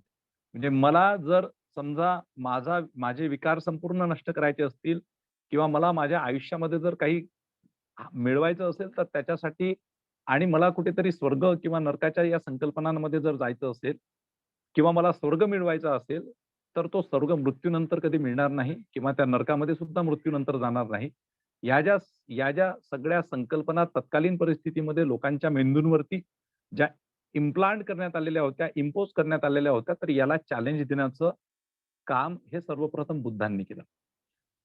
स्त्रियांना जे अधिकार, त्यांचे मानवीय अधिकार नाकारलेले होते या वैदिक संस्कृतीच्या ह्याच्यातून, वैदिक धर्माच्या ह्याच्यातून, तर ते सुद्धा स्त्रियांना अधिकार देण्याचं काम बुद्धांनी केलं. शूद्रांना जे अधिकार नाकारलेले होते किंवा वर्णव्यवस्थेनुसार याने हे करावं आणि त्याने हे करावं, ही जी कन्सेप्ट डेव्हलप झालेली होती, तर त्याला सुद्धा नाकारण्याचं काम हे भगवान बुद्धांनी केलं. आणि त्यामुळे परत अनेक गोष्टी आहेत. म्हणजे ट्रान्समायग्रेशन ऑफ द सोल, है ना? आत्म्याचं नंतर मग इकडून तिकडे जाणे वगैरे. ओके. तर ह्या ज्या कन्सेप्ट होत्या, आत्मा हा बुद्धांनी नाकारला. ओके. तर या अनेक ज्या कन्सेप्ट होत्या, तर या कन्सेप्ट बुद्धांनी नाकारल्या आणि सामाजिक एकात्मता, सामाजिक समानता, मानवी मूल्यांवरती आधारित समानता, म्हणजे एका व्यक्तीने दुसऱ्यासोबत कसं वागावं, ही अगदी साधी गोष्ट, म्हणजे कुठलीही विषमता न फॉलो करता ही अगदी साधी गोष्ट बुद्धांनी तत्कालीन परिस्थितीमध्ये ठासून सांगितली आणि त्याच्यासाठीच मग हे संपूर्ण जे तत्वज्ञान आहे ज्याच्याबद्दल आपण डिस्कशन केलं तर ते उपयोगाचं आहे. ओके. अनेक गोष्टींचं मी उदाहरण तुम्हाला देऊ शकतो, की त्यावेळेस एक प्रकारे अ, या या तत्वज्ञानाचा इम्पॅक्ट कसा झाला. म्हणजे ज्यांनी कालांतराने बुद्धांचं हे तत्वज्ञान स्वीकारलं, तर त्या राजांनी, राजघराण्यांनी म्हणा किंवा त्या श्रेष्ठींनी, व्यापाऱ्यांनी त्यांच्याकडे जर दास प्रथा जर असेल किंवा त्यांच्याकडे जर ही विषमता असेल, तर ती विषमता सोडून दिली एक प्रकारे. ओके. अशा काही आपल्याला असे काही प्रसंग, जातक कथा वगैरे हे लिटरेचर आहे. तर त्या जातक कथांच्या लिटरेचरमध्ये आपल्याला असे बुद्धांच्या कालखंडातील असे काही प्रसंग दिसतात किंवा त्यानंतरही काही असे प्रसंग रेफरन्सेस मिळतात, की ज्याच्यामध्ये ज्यांनी हे तत्वज्ञान स्वीकारलं त्यांनी या ज्या विषमतावादी ज्या गोष्टी होत्या, सामाजिक विषमता किंवा आर्थिक विषमतेच्या संदर्भात आहेत, तर त्या गोष्टी त्यांनी नाकारल्या. ओके. त्या गोष्टी त्यांनी नाकारल्या, त्याला विरोध केला. ओके. तर सामाजिक समानतेच्या दृष्टिकोनातून वर्णांना नाकारणं, बुद्धांच्या कालखंडामध्ये जातीव्यवस्था नव्हती. जातीव्यवस्था ही कालांतराने निर्माण झाली आणि आपण एक गोष्ट इथे लक्षात घेण्यायोग्य आहे, की आधुनिक कालखंडामध्ये म्हणजे किंवा मध्ययुगीन कालखंडामध्ये जे काही बुद्धिस्ट लिटरेचर होतं, बुद्ध तत्वज्ञान जे होतं, ते ज्या लोकांनी स्वीकारलं, ज्या संतांपर्यंत ते पोहोचलं असेल, त्या संतांनी, त्या संत परंपरांनी सुद्धा त्यांच्या आयुष्यामध्ये सामाजिक विषमतेला संपूर्णतः नाकारलेलं आहे. तत्कालीन मध्ययुगीन परिस्थितीमध्ये किंवा आधुनिक युगामध्ये आपल्या देशामध्ये जी जातीव्यवस्था होती, जातीव्यवस्थेची जी प्रचंड उतरंड होती आणि हजारो जाती ज्या निर्माण झालेल्या होत्या, तर या जातीला ठोकर मारण्याचं काम आपल्या संत परंपरेने केलेलं आहे. किमान ते नाकारलेलं आहे. त्याला समूळ नष्ट ते करू शकले नसतील, कारण ती अतिशय एनरूटेड झालेली होती. परंतु तिला नाकारण्याचं काम, तिला झिडकारण्याचं काम संत परंपरेने केलेलं आपल्याला दिसतं. इनफॅक्ट सुफिझम जो होता, इस्लामचा जो सुफी पंथ होता, तर त्या सुफी पंथातील जे अनेक हे होऊन गेले, संत होऊन गेले, तर त्या संतांनी सुद्धा गोरगरिबांच्या उत्थानासोबतच सामाजिक विषमतेला सुद्धा नाकारल्याचं आपल्याला दिसून येतं. ओके. आणि 21व्या शतकामध्ये किंवा 19व्या आणि 20व्या शतकामध्ये आपल्याला त्याचा प्रभाव जो आहे, त्याचा प्रभाव हा महात्मा ज्योतिराव फुल्यांच्या एकंदरीत संपूर्ण तत्वज्ञानावरती दिसतो. डॉक्टर बाबासाहेब आंबेडकरांनी तर आपले जे 3 गुरु स्वीकारले, तर त्या 3 गुरूंपैकी सगळ्यात प्रथम जे गुरु स्वीकारले ते बुद्धांना स्वीकारलं, दुसरे गुरु कबीरांना स्वीकारलं आणि तिसरे गुरु त्यांनी महात्मा ज्योतिराव फुले यांना स्वीकारलं. तर पहिले गुरु स्वीकारण्याचं कार्य बाबासाहेब आंबेडकरांनी का केलं असेल 21व्या शतकामध्ये? कारण इथली जी सामाजिक उतरंड होती आणि या सामाजिक विषमतेतून निर्माण झालेली जी जाती व्यवस्था होती, तर त्या जाती व्यवस्थेला नुसता तर झिडकारणं नाही किंवा नाकारणं नाही, तर तिला समूळ नष्ट करणं म्हणजे ॲनिहिलेशन ऑफ कास्ट. आपल्या देशाच्या इतिहासामध्ये फक्त बाबासाहेब आंबेडकरच सांगतात. ॲनिहिलेशन ऑफ कास्ट. ॲनिहिलेशन ऑफ कास्ट हा जो एक सगळ्यात मोठं जे ऑब्जेक्टिव्ह आहे, हे डॉक्टर बाबासाहेब आंबेडकरांनी 20व्या शतकामध्ये त्यांच्या सर्व फॉलोअर्सला दिलं. दुर्दैवाने त्या ॲनिहिलेशन ऑफ कास्टच्या संदर्भात कोणी विशेष प्रयत्न करताना दिसत नाही. हे एक शोकांतिकेची बाब आहे. परंतु ॲनिहिलेशन ऑफ कास्ट, हे ॲनिहिलेशन ऑफ कास्टची जी कन्सेप्ट आहे, ओके, किंवा जाती व्यवस्थेचं निर्मूलन, जाती व्यवस्थेचा विध्वंस, म्हणजे तत्कालीन परिस्थितीमध्ये बुद्धांच्या कालखंडामध्ये वर्ण होते, नंतर त्याचं जातींमध्ये कन्व्हर्जन झालं. मला असं वाटतं, की हा जो सगळा इम्पॅक्ट जो आहे ना, हा बुद्धांनी त्यांच्या हयातीत असताना जो चातुर्वर्ण्याचा जो विरोध केलेला होता आणि ते ज्या स्ट्रॉंगली, ज्या डेडिकेशननी, ज्या अगदी दृढ निश्चयाने जे उभे राहिले होते या सगळ्या व्यवस्थेच्या विरुद्ध, तर त्याच पद्धतीने 20व्या शतकामध्ये बाबासाहेब आंबेडकर आपल्याला या जाती व्यवस्थेच्या विध्वंसासाठी उभे राहिलेले आपल्याला दिसतात. तर हा जो इम्पॅक्ट आहे हा फार मोठा आहे. म्हणजे याचे डायरेक्ट लिंकेजेस बुद्धांचा सामाजिक विचार आणि बाबासाहेबांचा सामाजिक विचार, किंवा जे लोक अशा पद्धतीच्या विषमतेच्या विरुद्ध उभे राहतात, जे लोक अशा पद्धतीच्या संपूर्ण व्यवस्थेला हादरे देण्याचं काम करतात, तर या सगळ्याच लोकांच्या संदर्भात हा जो विचार जो आहे ना, हा अतिशय महत्त्वपूर्ण विचार आहे. तर सामाजिक आपण 21व्या शतकामध्ये आज बघतो, की बऱ्यापैकी जी तत्कालीन सामाजिक विषमता होती, तर ती हळू का होईना दूर होताना दिसते. क्रांती विरुद्ध प्रतिक्रांती हा संघर्ष कायमस्वरूपी सुरूच राहणार आहे. परंतु त्याच्यासाठी जे लोकं हे तत्वज्ञान स्वीकारतात, त्या लोकांनी अथक परिश्रम घेणं आवश्यक आहे. कारण ज्यावेळेस चांगल्या तत्वज्ञानाचे पाईक हे वाईट तत्वज्ञानाला हरवण्यासाठी सज्ज होतात, त्यावेळेस वाईट बाजूसाठी लढणारे जे लोकं असतात, तर त्यांचा प्रभाव हे चांगल्या गोष्टींसाठी लढणारे जे लोकं असतात, तर त्यांच्याकडून होऊ शकतो. पण चांगल्या लोकांचे प्रयत्न हे कमी पडू नये. तर त्यामुळे जे चांगले लोक आहेत, चांगले विचारधारा जोपासणारे लोक आहेत, मानवतावादी विचारधारा जोपासणारे लोक आहेत आणि जे कोणी समानतावादी, मानवतावादी विचार करतात, हे सर्वच्या सर्व एक प्रकारे जे बुद्धांना समाजव्यवस्था अपेक्षित होते, ते त्याचाच विचार करतात असं म्हणायला मुळीच हरकत नाही. नंतरचा दुसरा एक महत्वाचा भाग मी सांगतो, आर्थिक याच्यावरती काय प्रभाव झाला. आता प्रत्येक विषयावरती जर बोलायचं म्हटलं तर खूप विश्लेषण होणार. त्यामुळे मी थोडक्यात 2 मिनिटं मी हे करेल आणि त्यानंतर काही जर प्रश्न असतील तर ते आपण घेऊ.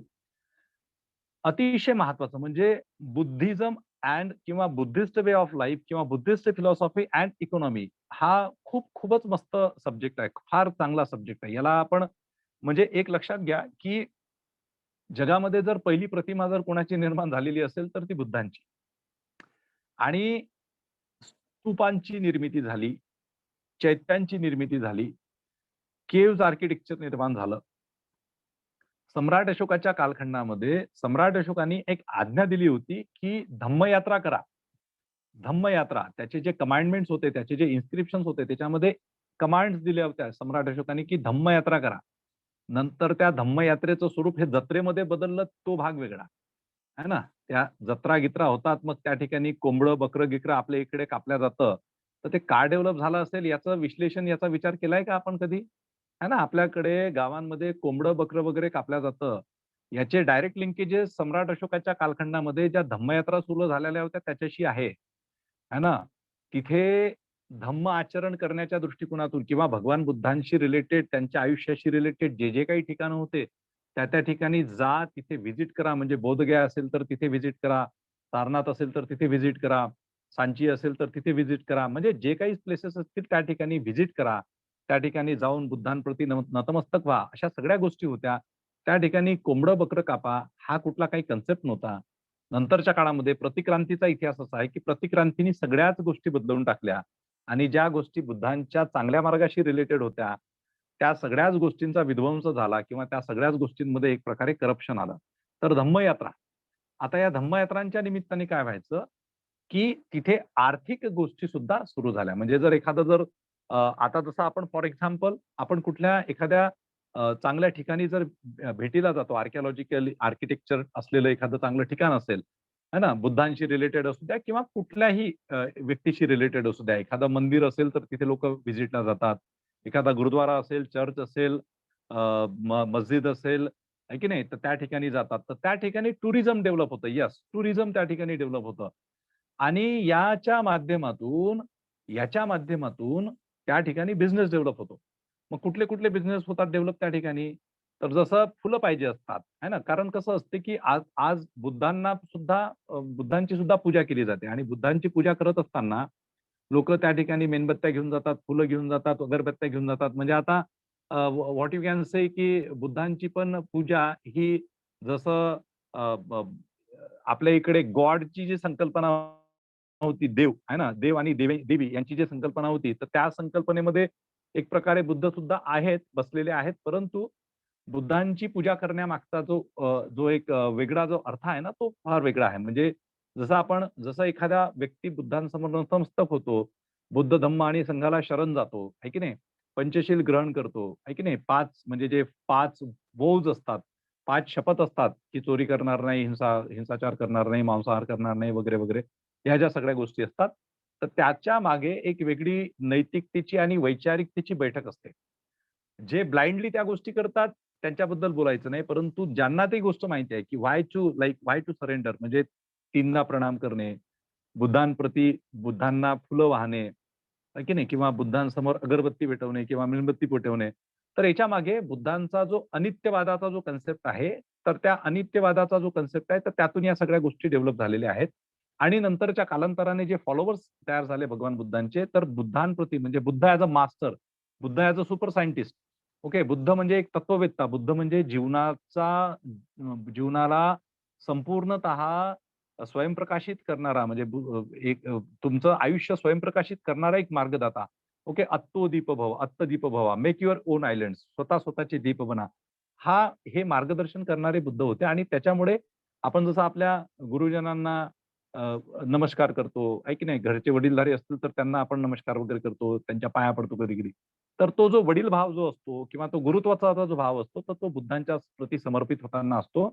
बुद्धांकडून कुठल्याही गोष्टी, की बाबा मी तुम्हाला फुलं वाहिले, आहे ना, मी तुमच्या नावाचा नवस बोलतो, मला परीक्षेत पास करा, मला आय-ए-एस करा, मला मला पदोन्नती मिळू द्या, आहे ना, माझं प्रमोशन होऊ द्या, माझा बिझनेस सक्सेसफुल होऊ द्या. आहे ना, आपल्या इकडे नाही का बऱ्याचदा सोनं चढवतात, चांदी चढवतात, हे चढवतात, ते चढवतात, बोकड देईल बाई, मरी आईला बोकड, याला बोकड, त्याला बोकड, असं झालं तर मुलगा झाला तर असं करील आणि मुलगी झाली तर तसं करील. ह्या ज्या आपल्या इकडे अनेक भानगडी आहेत, तर त्या विथ एक्स्पेक्टेशन्स आहेत. परंतु तत्कालीन परिस्थितीमध्ये बुद्धांचे ज्या ठिकाणी केव्हजच्या माध्यमातून म्हणा, म्हणजे गुफा आर्किटेक्चरच्या माध्यमातून, रॉक कट आर्किटेक्चरच्या माध्यमातून, गुफा architecture is rock cut architecture किंवा स्तूपांच्या माध्यमातून, विहारांच्या माध्यमातून किंवा मूर्त्या ज्या प्रचंड पाषाणात कोरलेल्या मूर्त्या निर्माण झाल्या आणि त्या ठिकाणी हे जे सगळं सुरू झालं, तर बिझनेस ॲक्टिव्हिटीज सुरू झाल्या. परंतु कालांतराने त्या सगळ्या याच्यामध्ये सुद्धा म्हणजे ज्याला आपण म्हणतो, की जो लॉजिक होतं, जे रॅशनल होतं, ते बाजूला राहिलं आणि नंतरच्या कालखंडामध्ये आपल्याला एक स्पिरिच्युअल पर्सन आहे ना, एक स्पिरिच्युअल पर्सन म्हणून बुद्ध आपल्याला दिसून येतात नंतरच्या कालखंडामध्ये. कारण बुद्धाचं तत्वज्ञान जे आहे ना, तर त्याचा इम्पॅक्ट मग नंतरच्या काळामध्ये आपल्याला साधारणतः इसवी सन 12व्या शतकानंतर आपल्याला कमी होताना दिसतो किंवा तो भारतामधून तरी समूळ नष्ट झालेला दिसतो. ओके. आजही इतर राष्ट्रांमध्ये, एशियाटिक राष्ट्रांमध्ये जी बुद्ध पौर्णिमा वगैरे सेलिब्रेट केल्या जाते, तर त्या ठिकाणी तुम्हाला खूप मोठ्या प्रमाणात व्यापार झालेला दिसतो. म्हणजे व्यवहार जो होतात ना, आर्थिक व्यवहार हे होताना दिसतात. तर त्यामुळे बुद्धिझमचा डायरेक्ट इम्पॅक्ट इकॉनॉमीशी आहे. टुरिझम डेव्हलप झालं. आपल्या भारत सरकारने सुद्धा म्हणजे जे बुद्धिस्ट पिल्ग्रिमेज सेंटर्स जे आहेत, तर त्याच्यासाठी स्पेशल प्लान्स वगैरे बनवलेले आहेत, आहे ना आणि त्याच्या माध्यमातून अतिशय मोठ्या म्हणजे फार मोठ्या प्रमाणात अर्थचक्र जे आहे सुरू होतं. सगळ्यात महत्त्वाचं भारताची इंटरनॅशनल पॉलिसी तुम्हाला सांगतो, डिप्लोमॅटिक पॉलिसी सांगतो. आपलं भारत सरकार ते कुठलंही असू द्या, राइट फ्रॉम द इंडिपेंडन्स आहे ना. नेहरूंच्या कालखंडामध्ये पंचशील करार झालेला होता चायनासोबत. ठीक आहे. Mutual cooperation, mutual understanding and all this things त्याच्यासाठी. आणि आजही ज्यावेळेस आपले कोणतेही प्रधानमंत्री जगभरात कुठेही जातील आणि स्पेसिफिकली साउथ ईस्ट एशियन कंट्रीजमध्ये ज्यावेळेस जातात, तर त्या 2 राष्ट्रांमधला जो आर्थिक व्यवहाराचा, सांस्कृतिक संबंधांचा, आर्थिक संबंधांचा, राजकीय संबंधांचा जो दुवा असतो, that is Buddhism. That is Buddhist philosophy. ती बुद्धांची फिलॉसॉफी आहे. तिथे ते दुसरी कुठलीही फिलॉसॉफी डिस्कस करत नाही. Buddhism is a part and parcel of international diplomacy. Buddhism is a part and parcel of international diplomacy. Buddha विचार, कारण तुम्ही जपानसोबत जा, तर तुम्हाला तिथे जपानसोबत बोलताना किंवा जपानमधून कोणताही व्यक्ती ज्यावेळेस येतो भारतामध्ये, तर ती व्यक्ती सर्वप्रथम बुद्धगयेला येतात. तिथले मिनिस्टर्स येतील, प्राईम मिनिस्टर्स येतील, प्रेसिडेंट येतील, ते पहिले इकडे येतात. कोरियातून जर व्यक्ती आला, सिंगापूरमधून जर व्यक्ती आला, मलेशियातून व्यक्ती आला, व्हिएतनाममधून व्यक्ती आला, थायलंड, म्यानमारमधून जर व्यक्ती आले, तर ते बुद्धगयेला जातात, ते सारनाथला जातात. ते अनेक बुद्धिस्ट म्हणजे बुद्धांशी रिलेटेड त्यांचे जे प्लेसेस आहेत, तर त्या ठिकाणी ते व्हिजिट्सला जातात.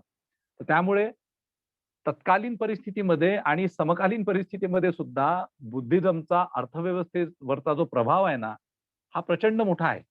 तो फक्त समजून घेणे हे फार आवश्यक आहे. आपण त्या गोष्टीकडे आपण बघत नाही, त्या गोष्टीचा आपण विचार करत नाही, परंतु तो तत्कालीन परिस्थितीमध्ये तर प्रचंड प्रमाण होता, म्हणजे प्रभाव होता. म्हणजे अनेक त्यावेळेसचे श्रेष्ठी होते, बुद्धांचे फॉलोअर्स झाले. अनाथपिंडकाचं उदाहरण आहे, की अनाथपिंडकासारखा प्रचंड मोठा जो श्रेष्ठी होता, जो कोट्याधीश होता तत्कालीन परिस्थितीमध्ये. त्याला ज्यावेळेस बुद्धांचं तत्वज्ञान कळलं, त्यांनी सर्व काही सोडून दिलं. एक मोठं विहार बांधलं त्यांनी. भिक्षूंच्या निवासासाठी आणि भिक्षूंच्या ध्यान साधनेसाठी कोट्यावधी रुपये खर्च करून. जेतवन म्हणून ते प्रसिद्ध आहे आजही. ओके. अनेक ज्या श्रीमंत घराण्यातील राजकुमाऱ्या म्हणजे स्त्रिया होत्या, राजकुमारी होत्या, राजकुमार होते, ते बुद्धांचे ले फॉलोवर्स झाले. आणि ॲट द सेम टाईम जे अनेक श्रेष्ठी होते, तत्कालीन परिस्थितीमध्ये व्यापाऱ्यांच्या समूहाला श्रेष्ठी म्हटलं जायचं. ओके. श्रेष्ठी. सार्थवाह ओके असे शब्द आहेत आणि तत्कालीन प्राचीन भारतामध्ये वेगवेगळे ज्या करन्सीज होत्या, तर त्यांची नावं आपल्याला इतिहासामध्ये सापडतात. तर आपल्याला असं दिसून येतं, की अनेक व्यापारी जे होते, ते बुद्धांकडे गाईडन्ससाठी सुद्धा यायचे. म्हणजे त्यांचं मार्गदर्शन घेण्यासाठी सुद्धा यायचे आणि बुद्ध त्यांना काय सांगायचे, तर तुम्ही जी काही आजीविका करताय, तर ती तुमची आजीविका ही सम्यक आजीविका असली पाहिजे. ती आजीविका ही सम्यक आजीविका असली पाहिजे आणि त्याचा इम्पॅक्ट हा आपल्याला तत्कालीन परिस्थितीवरती, तत्कालीन समाज जीवनावरती दिसून येतो. ती फक्त आपल्याला जी स्थळं आहेत ना, ती शोधणं फार आवश्यक आहे. ओके. तर हे झालं थोडंसं थोडक्यात आर्थिक याच्या संदर्भात. नंतर पॉलिटिकल इम्पॅक्ट आणि कल्चरल इम्पॅक्ट या 2 गोष्टींवरती मी बोलतो.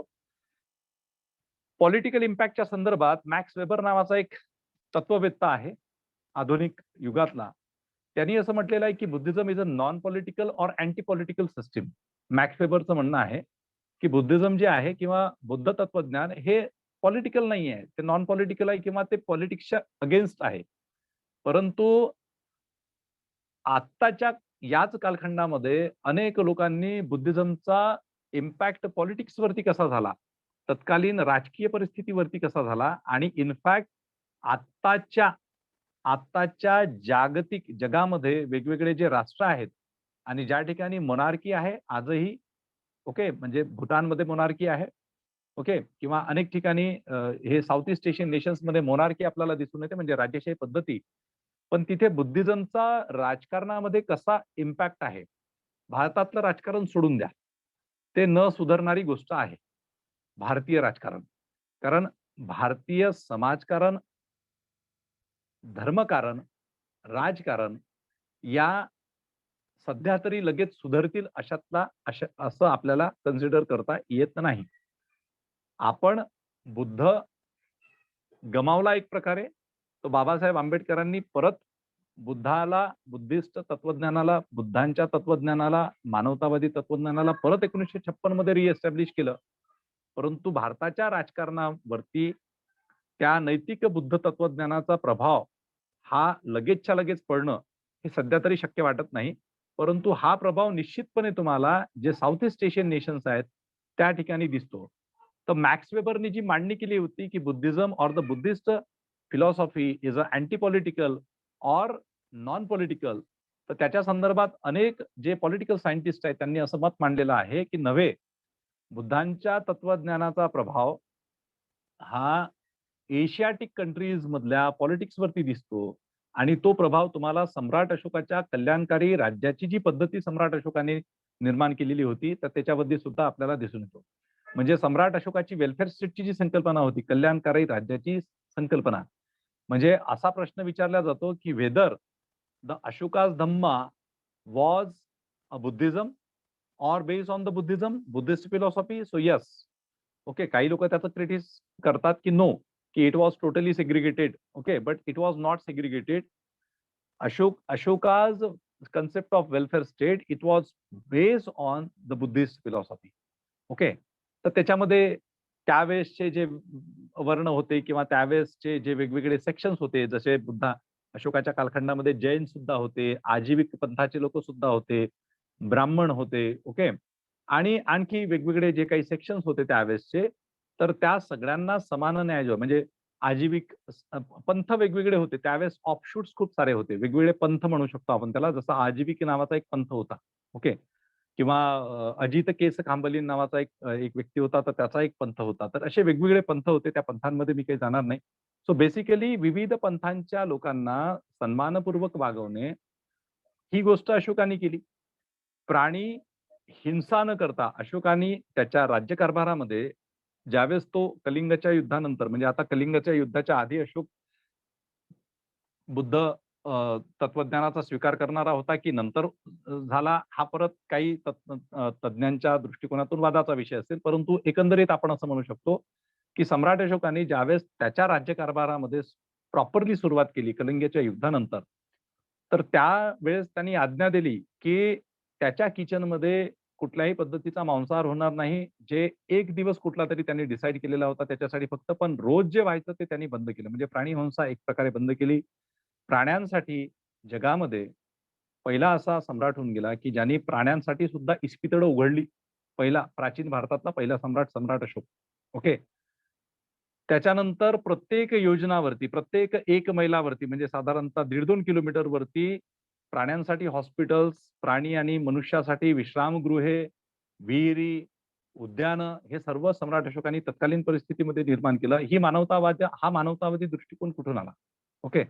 तर या सगळ्या ज्या गोष्टी आहेत ना, म्हणजे राज्यकारभार कसा करावा या दृष्टिकोनातून आपल्याला सम्राट अशोकाचा राज्यकारभार, म्हणजे जे भारतातील पहिला कल्याणकारी कल्याणकारी वेलफेअर स्टेट, ओके, किंवा कल्याणकारी राज्याची संकल्पना या देशामध्ये, या जगामध्ये सर्वप्रथम प्राचीन भारतामध्ये सम्राट अशोकाने अंमलात आणली.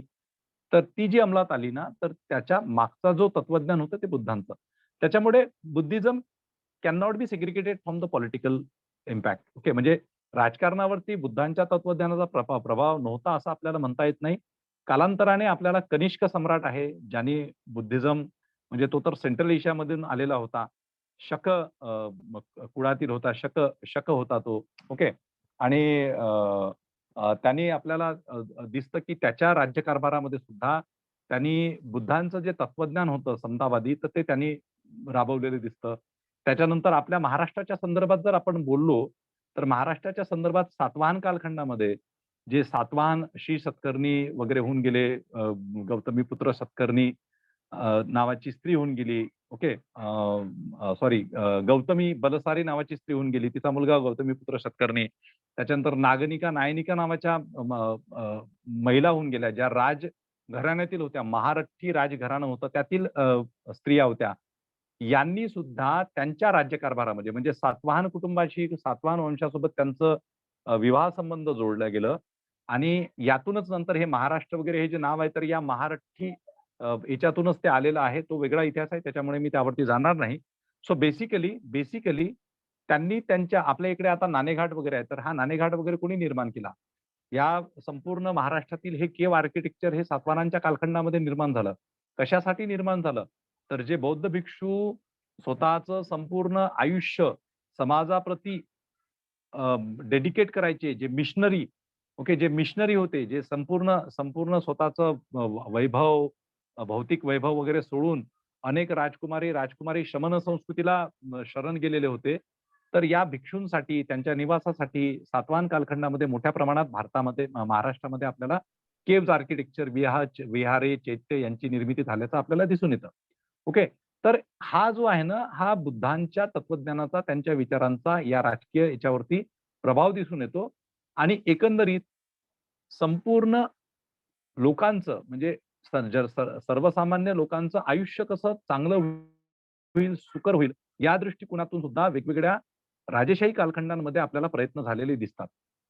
आपल्याला कालांतराने म्हणजे सम्राट हर्षवर्धन आणि नंतर मग सम्राट नॉट सम्राट राजा जो 8व्या शतकातील आणि 9व्या शतकातील जे 2 महत्त्वाचे राजे होऊन गेले, तर त्यांच्या व्यवहारावरती सुद्धा आपल्याला बुद्ध तत्वज्ञानाचा प्रभाव दिसतो आणि गुप्त कालखंडामध्ये आपल्याला नालंदा विश्वविद्यालयाची स्थापना झाल्याचं दिसतं. पालांच्या म्हणजे धर्मपालाच्या आणि कालखंडामध्ये 8व्या शतकामध्ये आपल्याला विक्रमशिला युनिव्हर्सिटी, विक्रमशिला विद्यापीठाची स्थापना झाल्याचं दिसतं. ओदंतपुरी विद्यापीठाची स्थापना झाल्याचं दिसतं. जगदलपुरी विद्यापीठाची स्थापना झाल्याचं दिसतं. तर ही जी सगळीच्या सगळी जी विद्यापीठं, शैक्षणिक केंद्रस्थळं जी होती ना, ही बुद्ध तत्वज्ञानाच्या प्रभावातून निर्माण झालेली होती. कारण ही जी ॲडमिनिस्ट्रेट केली जायची, ही संपूर्णतः बौद्ध भिक्षूंच्या माध्यमातून ॲडमिनिस्ट्रेट केल्या जायची. त्या ठिकाणी जे शिक्षक असायचे, हे बौद्ध भिक्षू असायचे. ते अतिशय उच्च विभूषित असायचे आणि या भिक्षूंमध्ये जे चातुर्वर्ण्य व्यवस्था होती. आता चातुर्वर्ण्य काही समूळ नष्ट झालं नाही. परंतु चातुर्वर्ण्याचं कन्व्हर्जन नंतर कालांतराने जातीव्यवस्थेमध्ये झालं. परंतु आपल्याला असं दिसतं, की एकंदरीत बुद्धांच्या कालखंडामध्ये या चातुर्वर्ण व्यवस्थेतून वरिष्ठ म्हणजे ब्राह्मण, क्षत्रिय, शूद्र, ब्राह्मण, क्षत्रिय, वैश्य आणि शूद्रांतून आपल्याला भिक्षू झालेले दिसतात. ते अतिशय संपन्न, अतिशय माननीय, सन्माननीय भिक्षू झाल्याचं आपल्याला दिसून येतं. ओके. आणि कालांतराने सुद्धा ही जी पद्धत आहे तर ती आपल्याला सुरू असलेली दिसते.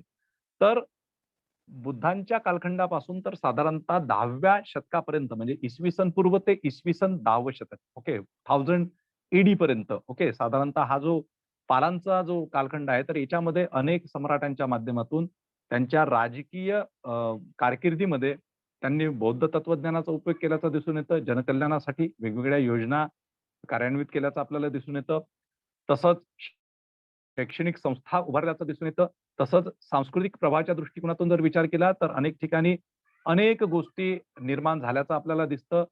आता जर आपण 21व्या शतकामध्ये आपल्या भारतामध्ये जवळपास असं म्हटलं जातं, की साधारणतः 1200 केव्हज आहेत आणि या 1200 केव्हज ज्या आहेत, त्या ऑलमोस्ट थोड्याफार जर सोडल्या, तर ऑलमोस्ट या बुद्धिस्ट केव्हज आहेत. सम्राट अशोकाच्या कालखंडामध्ये म्हटलं जातं, की 84,000 स्तूप विहारांची निर्मिती त्यांनी केली. फॉरगेट अबाउट 84,000 स्तूप अँड विहारास. परंतु 84,000 पैकी 8,400 जरी त्यांनी निर्माण केल्या असतील किंवा 840 जरी निर्माण केल्या असतील, तर त्या का निर्माण झाल्या? हा मोठा प्रश्न आहे.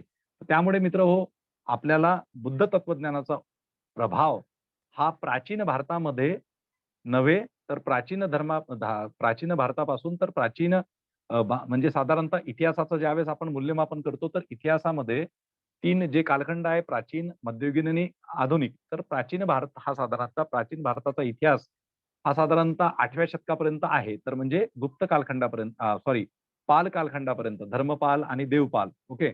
यांच्या कालखंडापर्यंत मोठ्या प्रमाणात आपल्याला बुद्ध तत्वज्ञाचा एक इम्पॅक्ट दिसतो. कालांतराने नालंदा युनिव्हर्सिटी जी आहे तिचा विध्वंस त्या बख्तियार खिल्जीने केला. ओके. आता त्याची कारणमीमांसा करण्याची गरज नाहीये या ठिकाणी. मध्ययुगीन कालखंडामध्ये बुद्ध तत्वज्ञान भारतामधून एक प्रकारे नष्ट झाल्याचं आपल्याला दिसून येतं.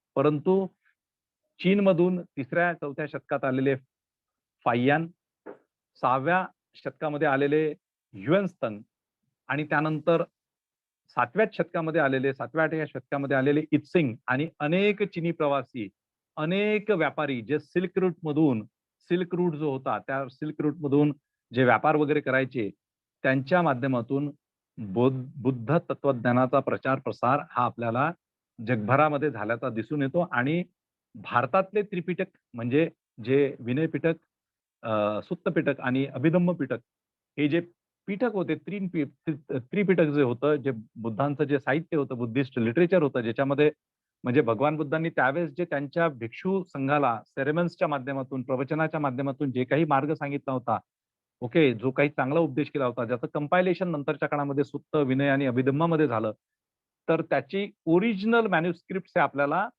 या सगळ्या एशियाई राष्ट्रामध्ये दिसतात. मूलतः ते चायनामध्ये दिसतात. ओके. आणि आजच्या कालखंडामध्ये सुद्धा बुद्धांचा जो विचार आहे, हा एशियाटिक राष्ट्रांमध्ये टिकून आहे. भारतामध्ये 20व्या शतकामध्ये त्याची पुनर्स्थापना झाली.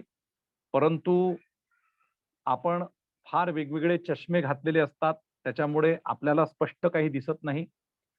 अभ्यासकांनी अभ्यास करून जे सत्य आहे ते बाहेर काढणं, त्याच्यावरती चर्चा करणं, ते लोकांपर्यंत सर्व अगदी सोप्या भाषेमधून पोहोचवणं, माणुसकीचा मार्ग, मानवतावादाचा मार्ग हा लोकांपर्यंत पोहोचवणं हे अतिशय आवश्यक आहे.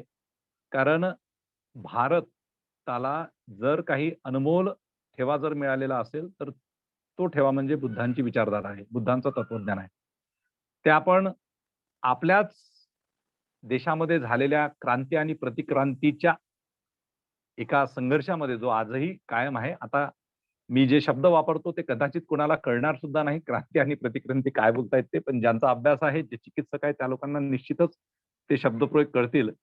तर एकंदरीत हा इतिहास ज्यांना माहिती आहे, तर ते लोकं निश्चितच यापासून काहीतरी धडा घेतील आणि भविष्यामध्ये हे जे संपूर्ण जे तत्वज्ञान आहे, तर ते संपूर्ण मानव जातीच्या उत्थानासाठी कायमस्वरूपी राहणार आहे. ओके. सो जो विषय आपण आज इथे ज्या विषयाची आपण या ठिकाणी चर्चा करणार होतो, तर त्या विषयाच्या संदर्भात जेवढं आवश्यक होतं तेवढी चर्चा करण्याचा मी आपल्यासोबत प्रयत्न केलेला आहे. या संदर्भात जर एखाद दुसरा काही प्रश्न असेल तर आपण मला विचारू शकता. त्यानंतर डॉक्टर वर्षा आहे तर त्या आभार प्रदर्शन करतील आणि नंतर हे जे सेशन आहे तरी आपण हे एंड करूया. ओके. सो एनीबडी कोणाला काही प्रश्न असेल तर ते विचारू शकतात या सेशनच्या संदर्भात.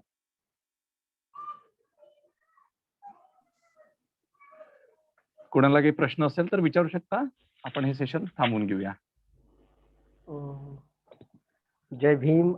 नमो बुद्धाय आणि सर्वांना बुद्ध पौर्णिमेच्या मनपूर्वक हार्दिक हार्दिक शुभेच्छा. Sir, thank you very much. तुम्ही अतिशय उत्कृष्ट पद्धतीनं बुद्धिझमच्या प्रिन्सिपलचे काय महत्व आहे आजच्या फक्त भारत देशालाच नाही तर पूर्ण या युगाला याचं आमच्यासाठी आमच्या स्मरणामध्ये आणून दिलं. तर त्यामुळे मी तुमचं पुनश्च एकदा मनपूर्वक आभार व्यक्त करतो सर. मला एक क्वेश्चन आहे. आमचं नॅशनल लेवलचे पॅनल आहे. ज्या नॅशनल लेवलच्या पॅनलमध्ये ज्युडिशियल तुम्ही पण त्याचा एक पार्ट आहात त्या ग्रुपचा. तर असं आमचं एक पॅनल डिस्कशन चालतं नॅशनल लेवलला. बुद्धिझम जसं आता तुम्ही म्हणले रिव्हॉल्युशन अँड काउंटर रिव्हॉल्युशन, तसं बुद्धिझमचं ज्या प्रमाणामध्ये मोठ्या प्रमाणामध्ये इम्प्लिमेंटेशन व्हायला हवं, स्पेशली न्यू जनरेशन मध्ये, ते का होत नाही आहे आणि ते होण्यासाठी कोणत्या प्रकारची स्ट्रॅटेजी या नवीन युथनं अवलंबली पाहिजे, याच्यासाठी तुमचा काय मेसेज असेल? नाही, आपण बेसिकली प्रॉब्लेम असा आहे की आपण सर्वच्या सर्व एक प्रकारे विविध धर्माचे आणि जातीचे लेबल लावून जगणारे लोक आहोत. म्हणजे टिपिकली भारतीय मानसिकता सांगतो. आणि त्यामुळे असं होतं की जर मी ख्रिश्चनिटीची गोष्ट करत असेल, ख्रिश्चनिटी मधल्या चांगल्या गोष्टींची जर चर्चा करत असेल, किंवा इस्लाम मधल्या चांगल्या गोष्टींची चर्चा करत असेल, किंवा सिखिझम बद्दल मी बोलत असेल किंवा बुद्धिझम बद्दल बोलत असेल, तर आपण विशिष्ट त्या त्या लेबल्सला फॉलो करणारे लोक तिकडे अट्रॅक्ट होतात. ओके, की I am a Christian, so I should go and I should attend the discourses which are only for Christians, okay, or in the name of Christianity. If something is happening with respect to the Islam, so I should go. If I am a Muslim, so I should go and I should attend that thing. जर काही हिंदुइझमच्या संदर्भात असेल तर मी तिथे जाणार आणि तिथे ते ऐकणार. ठीक आहे. त्यामुळे काय होतं ना की आपण लेबल धारण केलेले आहेत. बुद्धिझमला सुद्धा त्याच पद्धतीने समजल्या जातं आणि ती जी विचारधारा आहे ती सर्वव्यापक आहे. ओके, तर त्यामुळे कसं आहे की बुद्ध हा आपण एका विचारांचा अभ्यास करतो, एका मानवतावादी सायंटिफिक लॉजिकल विचाराचा अभ्यास करतो, जो रॅशनल आहे, लॉजिकल आहे, ट्रुथफुल आहे, इक्वॅलिटी बेस आहे, सम्यक दृष्टी वाढवणारा आहे, हे जोपर्यंत समजणार नाही नवीन पिढीतल्या विद्यार्थ्यांना, लोकांना, तोपर्यंत आपण त्या लेबल्सशीच चिकटून राहू. म्हणजे आज कैक लोकांनी, शेकडो, हजारो, लाखो लोकांनी बुद्ध पौर्णिमेच्या शुभेच्छा एकमेकांना दिल्या असतील. फेसबुकवरती दिल्या आहेत, व्हॉट्सअपवरती दिलेल्या आहेत, है ना. माझ्या मोबाईलमध्ये जवळपास कमीत कमी 400-500 तरी ते बुद्धांचे मेसेजेस आलेले आहेत, फोटोज आलेले आहेत. मी कोणाला एकही फोटो पाठवला नाही. परंतु मी आज तुमच्यासमोर डिस्कस करतो. तर काय झालेलं आहे, की लोकं हे मूळ काम जे करायचं असतं ना, ते विसरतात आणि ज्या निरर्थक गोष्टी असतात त्याच्यामध्ये आपला टाईमपास करतात. म्हणजे लोकांना असं वाटतं, की मी Facebookला किंवा WhatsAppला बुद्धांचं स्टेटस ठेवलं किंवा शुभेच्छा दिला, की माझी जबाबदारी संपली. मानवतावादी दृष्टिकोन, विज्ञानवादी दृष्टिकोन हा याचा प्रचार करावा लागतो. तो लोकांमध्ये असाच निर्माण होत नाही. तर जोपर्यंत तुम्ही लोकांना हे समजून सांगणार नाही, की बाबा बुद्ध काही कोणी देव नव्हते बाबा, कोणी अवतार पुरुष नव्हते. त्यांनी सायन्स सांगितलं, त्यांनी सायंटिफिक एनालिसिस केलं, त्यांनी मनोविश्लेषणात्मक दृष्टिकोनातून काम केलं, आहे की नाही? ते काही तुम्ही त्यांना काही देव आणि याच्या पातळीवरती नेऊन ठेवू नका. त्याची पूजा अर्चा केली नाही तरी केली तरी चालते. त्यांची मूर्ती नाही ठेवली तरी चालते. परंतु त्या तत्वज्ञानाचा उपयोग तुमच्या संपूर्ण जीवनासाठी कसा आवश्यक आहे, कुठल्याही सेक्टचा, रिलिजनचा व्यक्ती हा कसा त्याच्यापासून बेनिफिशियल होऊ शकतो, दुःख हे सर्वांच्या आयुष्यात कसं व्यापून आहे आणि त्या दुःखातून मुक्त करण्याचा मार्ग बुद्धांनी कशा पद्धतीने सांगितलेला आहे, हे जर तुम्ही व्यक्तीला, लोकांना पटवून दिलं, तर ते निश्चितच पटेल आणि या दृष्टिकोनातून काम करणारे कमी प्रमाणात का असतील, पण लोकं आहेत. तर त्यामुळे चर्चा करणं, वादविवाद करणं, याच्या पलीकडे काम करणं हे सगळ्यात महत्वाचं आहे. ओके.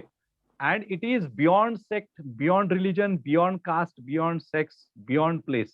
म्हणून तर ते इतक्या मोठ्या प्रमाणात म्हणजे हे याचा विचार करणं फारच आवश्यक आहे ना, की आज without like shedding a single drop of blood, Buddhism reached to the different corners of the world, and it already crossed oceans in the ancient India itself. How?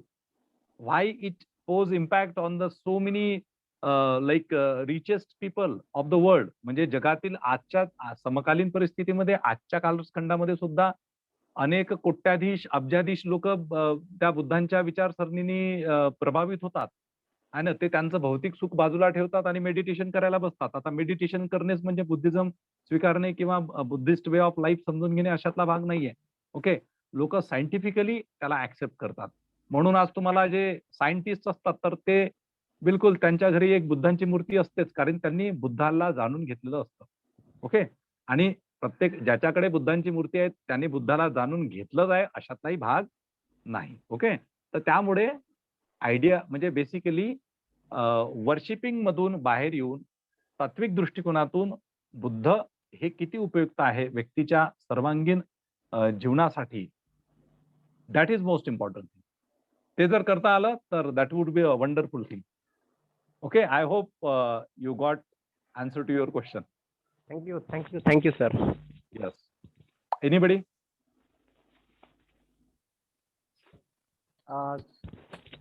मला वाटतं अजून एक क्वेश्चन विचारू शकतो का? हा, बोल ना, बोल. सर, बऱ्याचदा का नाही माझ्याकडे काही असे क्वेश्चन्स पण आलेले होते काही तज्ञांचे, की बुद्धिझमचा आणि संस्कृत भाषेचा काय संबंध आहे आणि सद्यस्थितीमध्ये बुद्धिझमच्या स्प्रेडसाठी त्याच्या ह्याच्यासाठी नॉलेजच्या स्प्रेडसाठी संस्कृत या भाषेचा काय रोल होता का, आणि तो सध्या परिस्थितीत भारतातून ते का विलप होत चाललेली आहे संस्कृत भाषा? नाही. बुद्धिझमचा म्हणजे बुद्ध तत्वज्ञानाच्या प्रचारामध्ये संस्कृत भाषेचा रोल काय आहे? महत्वाचा आहे. कारण कालांतराने बुद्धिझम म्हणजे आपण आता त्याला बुद्धिझम म्हणूया, आहे ना, किंवा बौद्ध धर्म म्हणूया आपण. तर त्याच्यामध्ये दोन म्हणजे दोन ऑफशूट्स हे झाल्या, डेव्हलप झाल्या. तर एक होतं महायाना आणि एक होतं हिनयाना. तर महायानामध्ये जे मोस्टली जे भिक्षू होते ना, ते हे सर्व ब्राह्मण होते. ओके, म्हणजे बुद्ध तत्वज्ञान ऍक्सेप्ट करणारे जे महायानिस्ट होते हे सगळे ब्राह्मण होते आणि ते संस्कृतमध्ये निपुण होते. ओके, म्हणजे अश्वघोष जे आहे. आता कसं आहे की इथे दोन प्रकारे ब्राह्मण या शब्दाचे दोन अर्थ होतात. एकतर ज्ञानसंपन्न वगैरे असं पण म्हटलं जातं किंवा ज्याला, कारण शिक्षणाची मक्तेदारी ही त्यांच्याकडेच होती. आणि दुसरं म्हणजे जन्मानी ब्राह्मण असलेला, जन्मजात ब्राह्मण असलेला, अशा पद्धतीने पण तो शब्द येतो. ठीक आहे. तर त्यामुळे कसं आहे की कालांतराने म्हणजे बुद्धांच्या समकालीन बुद्ध ज्यावेळेस होते त्यावेळेस सुद्धा मोठ्या प्रमाणात ब्राह्मण हे भिक्षू झाले, चांगले भिक्षू झाले. ओके. आणि जे विरोध करणारे होते ते विरोधच करत राहिले. म्हणजे आज सुद्धा ती परिस्थिती आपल्याला दिसते की काही लोक विरोधक असतात आणि काही लोक हे जे मानवतावादी विचारसरणी स्वीकारतात तर हे चांगलं कार्य करतात. तर त्यामुळे बुद्ध ज्यावेळेस हयात होते किंवा त्याच्या कालांतराने अनेक वर्षापर्यंत पाली ही लँग्वेज होती, पाली प्राकृत. आणि कालांतराने साधारणतः म्हणजे कोणाच्या कालखंडामध्ये, कनिष्क राज्याच्या कालखंडामध्ये, कनिष्काच्या कालखंडामध्ये त्याचं डिव्हिजन झालं, हिनयाना आणि महायाना. इनफॅक्ट बुद्धांची पहिली जी मूर्ती आहे तर ती महायानामध्ये निर्माण झाली. हिनयाना जे आहे, पंथ जो आहे, तर हिनयानामध्ये बुद्धांच्या सिम्बॉलिक वर्शिप केल्या जाते. सिम्बॉलिक वर्शिप म्हणजे आता आपण जे स्वस्तिक वापरतो ना, तर हे बुद्धांच्या 4 आर्य सत्याचं प्रतीक आहे, ज्याच्याबद्दल अनेक लोकांना माहिती नाही. जे त्रिशूळ वापरल्या जातात, त्रिशूळ जे आलं आहे ना ब्रॅह्मनिकल रिलिजन मधून, तर ते त्रिशूळ बुद्धांच्या 3 ज्वेल्सचं प्रतीक आहे. म्हणजे बुद्ध, धम्म आणि संघाचं प्रतीक आहे त्रिशूळ, है ना. फक्त काय झालं की ते स्वस्तिक जे आहे ना ते उलट फिरवलेलं आहे. ओके, म्हणजे आपण जे स्वस्तिक हे करतो तर ते उलट फिरवलेलं आहे प्रतिक्रांतीमध्ये. तर ते स्वस्तिक जे आहे तर ते बुद्धांचं स्वस्तिक हे थोडंसं वेगळ्या स्वरूपाचं असतं, कारण ते 4 आर्य सत्याचं प्रतीक आहे. त्याला बघा कुठेच हे नाहीये, त्याला मध्ये मध्ये ओपनिंग्स आहेत त्या स्वस्तिकाला, सो 4. तर हे कसे ना की प्रतिकात्मक पूजा हिनयानामध्ये होती, ते मूर्तीपूजेच्या अगेन्स्ट मध्ये होते. त्यांना बुद्धांची मूर्तीपूजा करायची नव्हती, परंतु महायानामध्ये मूर्तीपूजा निर्माण झाली. आणि महायानामध्ये मग जे ग्रंथ निर्माण झाले ना, तर ते सगळेच्या सगळे ग्रंथ ब्राह्मण भिक्षूंचं प्राबल्य असल्यामुळे ते संस्कृतमध्ये निर्माण झाले. तर संस्कृतच्या माध्यमातून सुद्धा बुद्धिझमचा प्रचार हा होत गेला. आताची परिस्थिती अशी आहे की संपूर्ण जगामध्ये महायानिझमनी जी प्रथा सुरू केली बुद्धिस्ट वर्शिपची, बुद्धांच्या मूर्तीच्या पूजेची, तर ती सगळ्या जगभरामध्ये आहे. म्हणजे आता खालच्या भागामध्ये श्रीलंकेचा जो खालचा भाग आहे त्या ठिकाणी हिनयानिझम आहे, परंतु त्या ठिकाणी महायानिझम सुद्धा आहे. आणि संपूर्ण जगभरामध्ये जिथे जिथे मूर्त्या आहेत त्या ठिकाणी आपल्याला म्हणजे आपण कन्सिडर करू शकतो की तो महायानिझमचा एक प्रकारे इम्पॅक्ट आहे. आता राहिला प्रश्न संस्कृत भाषेच्या लुप्त होण्याचा, तर आपल्या देशामध्ये ॲज सच या ज्या प्राचीन भाषा होत्या जसं पाली आहे किंवा ही मागधी आहे, अर्धमागधी आहे, संस्कृत आहे, या भाषा लुप्त होत नसतात. त्या भाषेंचा जो प्रभाव आहे ना तो आज हिंदीवरती आहे, मराठीवरती आहे, बेंगॉलीवरती आहे, गुजरातीवरती आहे. ज्या उत्तर भारतीय भाषा आहेत या सगळ्या भाषांवरती आपल्याला पाली, प्राकृत, संस्कृत या तिन्ही भाषांचा प्रभाव दिसतो. ओके. तर म्हणून कसं आहे, म्हणजे आपण मातृ म्हणतो तर माता आहे की नाही, हे जे आहे ना तर हा प्रभाव अजूनही दिसतो. ओके. फक्त तो लिटरेचरच्या संदर्भात तो कितपत आहे हे आपल्याला सांगता येत नाही आता, कारण मुळातच लिटरेचर तयार होणं हे आता जिथे जिथे त्या त्या भाषेतील लोकांनी हे तत्वज्ञान स्वीकारलं तर त्या त्या भाषेमध्ये ते लिटरेचर तयार होणं सुरू झालं. जसं आता ब्रिटिश लोकांनी बुद्धिझम किंवा बुद्ध स्वीकारले तर इंग्लिशमध्ये मोठ्या प्रमाणात तत्वज्ञान आहे. अनेक युरोपियन कंट्रीजमध्ये इंग्लिशमध्ये, फ्रेंच भाषेमध्ये, जर्मन भाषेमध्ये, स्पॅनिश भाषेमध्ये बुद्धिस्ट लिटरेचर प्रोड्यूस होणं सुरू झालेलं आहे. ओके. तर ते लोक इकडे येतात, शिकतात. चायनीज भाषेमध्ये आहे, फ्रेंचमध्ये आहे, जर्मनमध्ये आहे, जपानीजमध्ये आहे. तर त्याच्यामुळे कसं असतं की जे लोक ज्या भाषांचे लोक स्वीकारतात त्या त्या भाषांमध्ये ग्रंथसंपदा ही नेहमी तयार होत असते. फक्त संस्कृत किंवा म्हणजे संस्कृतमध्ये ते कमी झालेलं आहे असं आपल्याला म्हणता येईल सध्याच्या परिस्थितीमध्ये. आणि एकंदरीत संस्कृत भाषा संपूर्ण भारतात बोलणारे लोक हे सुद्धा 1% पण म्हणजे कमी असतील. ओके. आणखी काही प्रश्न? सो आय होप की येस, कोणाला काही प्रश्न असेल हॅलो तर सर. विचारा last. Yes yes Sonali. Hello sir. हां सर, थँक्स अ लॉट. खूप छान वाटलं लेक्चर. फक्त एक छोटासा क्वेश्चन आहे सर, थेरावाडा बुद्धिझम बद्दल काही सांगा. ते थेरवादा श्रीलंकेमध्ये वगैरे. हां हां हां. थेरवादा ना. हां येस. हा तर थेरावादा जे आहे ना, म्हणजे ज्याला आपण म्हणतो की स्थविरवादी. ओके, अच्छा. स्थविरवादी. हा, तर ते स्थविरवादी आहेत आणि स्थविरवादी म्हणजेच हिनयान आहे.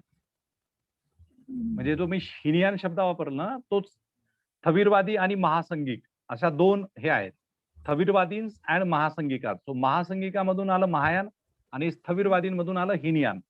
तर स्थविरवादी लोक म्हणजे ते जे ओरिजिनल बुद्धांनी जे प्रिन्सिपल सांगितले होते त्याच्यामध्ये कुठलंही मिक्स त्यांना नको होतं, त्यांना कुठलीही भेसळ त्यामध्ये नको होती. ओके, म्हणजे बुद्धांनी भिक्षूंसाठी जे अतिशय कठोर नियम सांगितले होते ते आम्ही फॉलो करणारच ही भूमिका घेणारे स्थविरवादी किंवा हिनयानी, आणि मग त्याच्यामध्ये काहीतरी थोडंसं फ्लेक्झिबिलिटी ठेवायची ही भूमिका घेणारे म्हणजे महायानी किंवा महासंगिका. ओके, स्थविरवादी अजूनही चिन्हांची पूजा करतात. ठीक आहे, अजूनही चिन्हांची पूजा करतात आणि हे चिन्हांची पूजा आपल्या देशामध्ये अनेक ठिकाणी आहे. ओके, अनेक ठिकाणी आपल्या इथे चिन्हांची पूजा आहे. चला, so any question, any more? थांबू का मग? मला वाटतं थांबूया. ओके, जर प्रश्न नसतील तर मग मी थांबतो. So thank you very much. Thanks a lot all students and other participants जे संबोधी करिअर अकॅडमीशी असोसिएटेड विद्यार्थी आहेत आणि जे इतरही लोक आहेत ज्यांनी या ठिकाणी सेशन जॉईन केलं, त्यांच्या सर्वांचे आभार. डॉक्टर विशाखा धिवर आहे, तिच्याकडे मी म्हणजे ऑफिशियल आभार प्रदर्शनाची सूत्र हे करतो. Doctor Vishakha. Good evening all. Happy Buddha Purnima. I am Dr. Vishakha Vijay Dhivar, candidate of Sambodhi Career Academy, and I am appearing for UPSC under guidance of Mangesh Borkar sir. Thank you sir for your thought-provoking and very interesting and knowledgeable session on the eve of Buddha Purnima. जे आजचा topic होता बुद्धांच्या विचारांचा प्रभाव, त्यांचं तत्वज्ञान आणि त्यांचं इन्फ्लुएन्स एन्शियंट आणि मॉडर्न पिरियड मध्ये, त्याच्यामध्ये तुम्ही सगळं आधीपासून सांगितलं. म्हणजे वैदिक पिरियड पासून वर्ण व्यवस्था, उत्तर वैदिक आणि त्याच्यामध्ये त्यांचे सॅक्रिफायसिंग रिच्युअल्स ते जे वाढले आणि उत्तर वैदिक पिरियड मध्ये जे ट्राईब्स कन्वर्ट झाले मोनार्कियल सिस्टम मध्ये, तेही तुम्ही व्यवस्थित समजावून सांगितलं. आणि बुद्धांचा जन्म हा लिंबोनी इथे झाला. ते शाक्य कुळामध्ये जन्मले आणि त्यावेळेस ते रिपब्लिक फॉर्म ऑफ गव्हर्नन्स होतं. ते 29 इयर्स मध्ये त्यांनी त्यांचं घर सोडलं आणि आजच्याच दिवशी त्यांना ज्ञान प्राप्ती झाली. मग त्यांनी पुढे आपल्याला 4 आर्य सत्य सांगितले, आर्य अष्टांगिक मार्ग सांगितले आणि हे नॉलेज सगळीकडे ऍप्लिकेबल आहे हेही तुम्ही सांगितलं आणि सर्वांनी ते एक्सेप्ट केले. फक्त इंडियापर्यंत ते लिमिटेड राहिले नाही, ते ऑल ओव्हर एशियाटिक रिजन आणि इव्हन वेस्टर्न रिजन्स मध्ये पण ते त्यांनी एक्सेप्ट केले. मग नंतर तुम्ही सामाजिक व्यवस्थाविषयी सांगितलं, मग त्यांचा इम्पॅक्ट ऑफ बुद्धिझम सांगितलं त्या सामाजिक विषयावरती. मग इकॉनॉमिक वरती तुम्ही इम्पॅक्ट सांगितलं आणि पॉलिटिकल इम्पॅक्ट सांगितला, ज्याच्यामध्ये तुम्ही सांगितलं की सम्राट अशोक त्यांनी त्यांचं जे साम्राज्य बसवलं ते कन्सेप्ट ऑफ बुद्धिस्ट फिलॉसॉफी वरती होतं. मग नंतर आपण काही प्रश्न घेतले की काही जे हर्डल्स आहेत इम्प्लिमेंटेशन ऑफ बुद्धिझम आणि बुद्धिस्ट फिलॉसॉफी मध्ये बाय डॉक्टर संजय हुवाळ.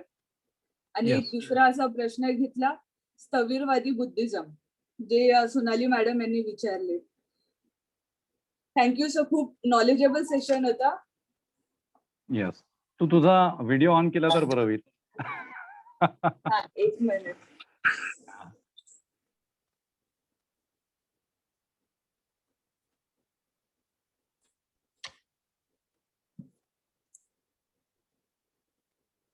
येस, आता कन्क्लूड कर.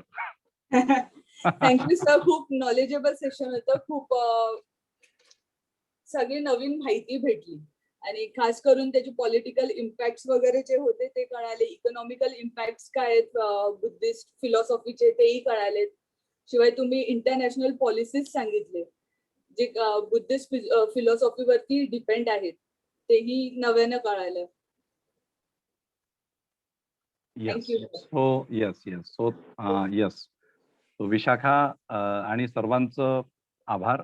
जे पार्टिसिपेंट्स होते या ठिकाणी त्यांचा सर्वांचा आभार. आणि परत एकदा सिद्धार्थ गौतम म्हणजेच सम्यक संबुद्ध महाकारुणिक तथागत भगवान बुद्ध यांच्या या 2583व्या जयंतीनिमित्त बुद्ध पौर्णिमेनिमित्त वैशाख पौर्णिमेनिमित्त सर्वांना शुभेच्छा देतो. सर्वांचं खूप मंगल हो. आणि सर्वांना जर आपल्या आयुष्यामध्ये पुढे जायचं असेल तर हा विचार स्वीकारा, कारण हा विचार नॉन सेक्टेरियन आहे. तो कुठल्याही सेक्ट्स आणि धर्माशी असोसिएटेड नाही आहे. कारण धर्म म्हणजे काय, तर निसर्गाचा जो धर्म आहे, जो समतावादी आहे, तो बेसिकली धर्म आहे. बाकीचे हे सगळे आपण जर त्याला म्हणूया तर ही सगळी टायटल्स आहेत जी आपण वापरतो. तर त्यामुळे आयुष्याच्या शेवटपर्यंत माणूस या संपूर्ण कलहामध्ये असतो की नेमकं काय स्वीकार करू, कशाचा स्वीकार करू. तर तुम्हाला खरोखर जर आयुष्यामध्ये पुढे जायचं असेल, कारण बुद्ध हा अतिशय म्हणजे इतका प्रचंड मोठा विषय आहे बुद्धांवरती डिस्कशन करणं, की त्याच्या जितक्या खोलात जाल तेवढे तुम्ही त्यामध्ये दुंबून जाल.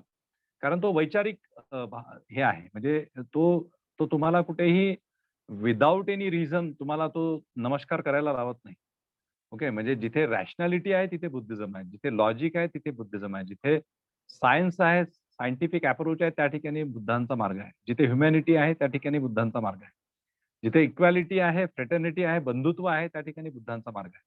आणि हा बियॉन्ड सर्व आहे. तर त्यामुळे हे स्वीकारण्याचा, तुमच्या जीवनात उतरवण्याचा प्रयत्न करा. त्याच्यामुळे निश्चितच तुम्हाला फायदा होईल. आणि भारतीय मानसिकतेसाठी किंवा आपल्या देशाला पुढे जाण्यासाठी, म्हणजे आज अनेक पॉलिटिकल लीडर्स त्यांचं कर्तव्य म्हणून हे शुभेच्छा देतील आणि मोकळे होतील. ओके, ते कधीच त्यांच्या आयुष्यामध्ये ढुंकून बघत नाहीत, की डोकावून बघत नाहीत, ढुंकून म्हणण्यापेक्षा डोकावून, की आम्ही या विचारधारेचा किती स्वीकार केला. किंवा आपण ज्यावेळेस अधिकारी होतो, आपण वेगवेगळ्या क्षेत्रात काम करतो, तर त्यावेळेस आपण याचा विचार करत नाही, की आम्ही या विचारधारेचा कितपत उपयोग करतो प्रामाणिकपणे. ओके, बाकी भाषणशूर व्यक्तींची संख्या काही आपल्या देशामध्ये कमी नाहीये. मोठ्या प्रमाणात भाषण देणारे लोक असतात. प्रचंड भाषण देतात, टाळीबाज भाषणे देतात, खुश होतात. लोकांनी टाळ्या वाजवले, की त्यांचे अंगावरती मुठभर मांस चढतं. तर या टाळीबाज भाषण देणाऱ्या लोकांकडून प्रबोधन हे कधी होत नसतं. ओके, आणि त्यामुळे आपल्याला हे तत्वज्ञान अतिशय चांगल्या पद्धतीने समजून घेऊन तुम्हाला काम करावं लागणार आहे. तर मी माझ्या आपल्या या संबोधी करिअर अकॅडमीच्या माध्यमातून सर्वांना शुभेच्छा देतो. तुमचं खूप खूप मंगल हो. ही पुनश्च एक मंगलकामना व्यक्त करून आजचं सेशन याच ठिकाणी संपलं असं जाहीर करतो. धन्यवाद. Thanks a lot to hear me and to bear me. Thank you very much. Good night.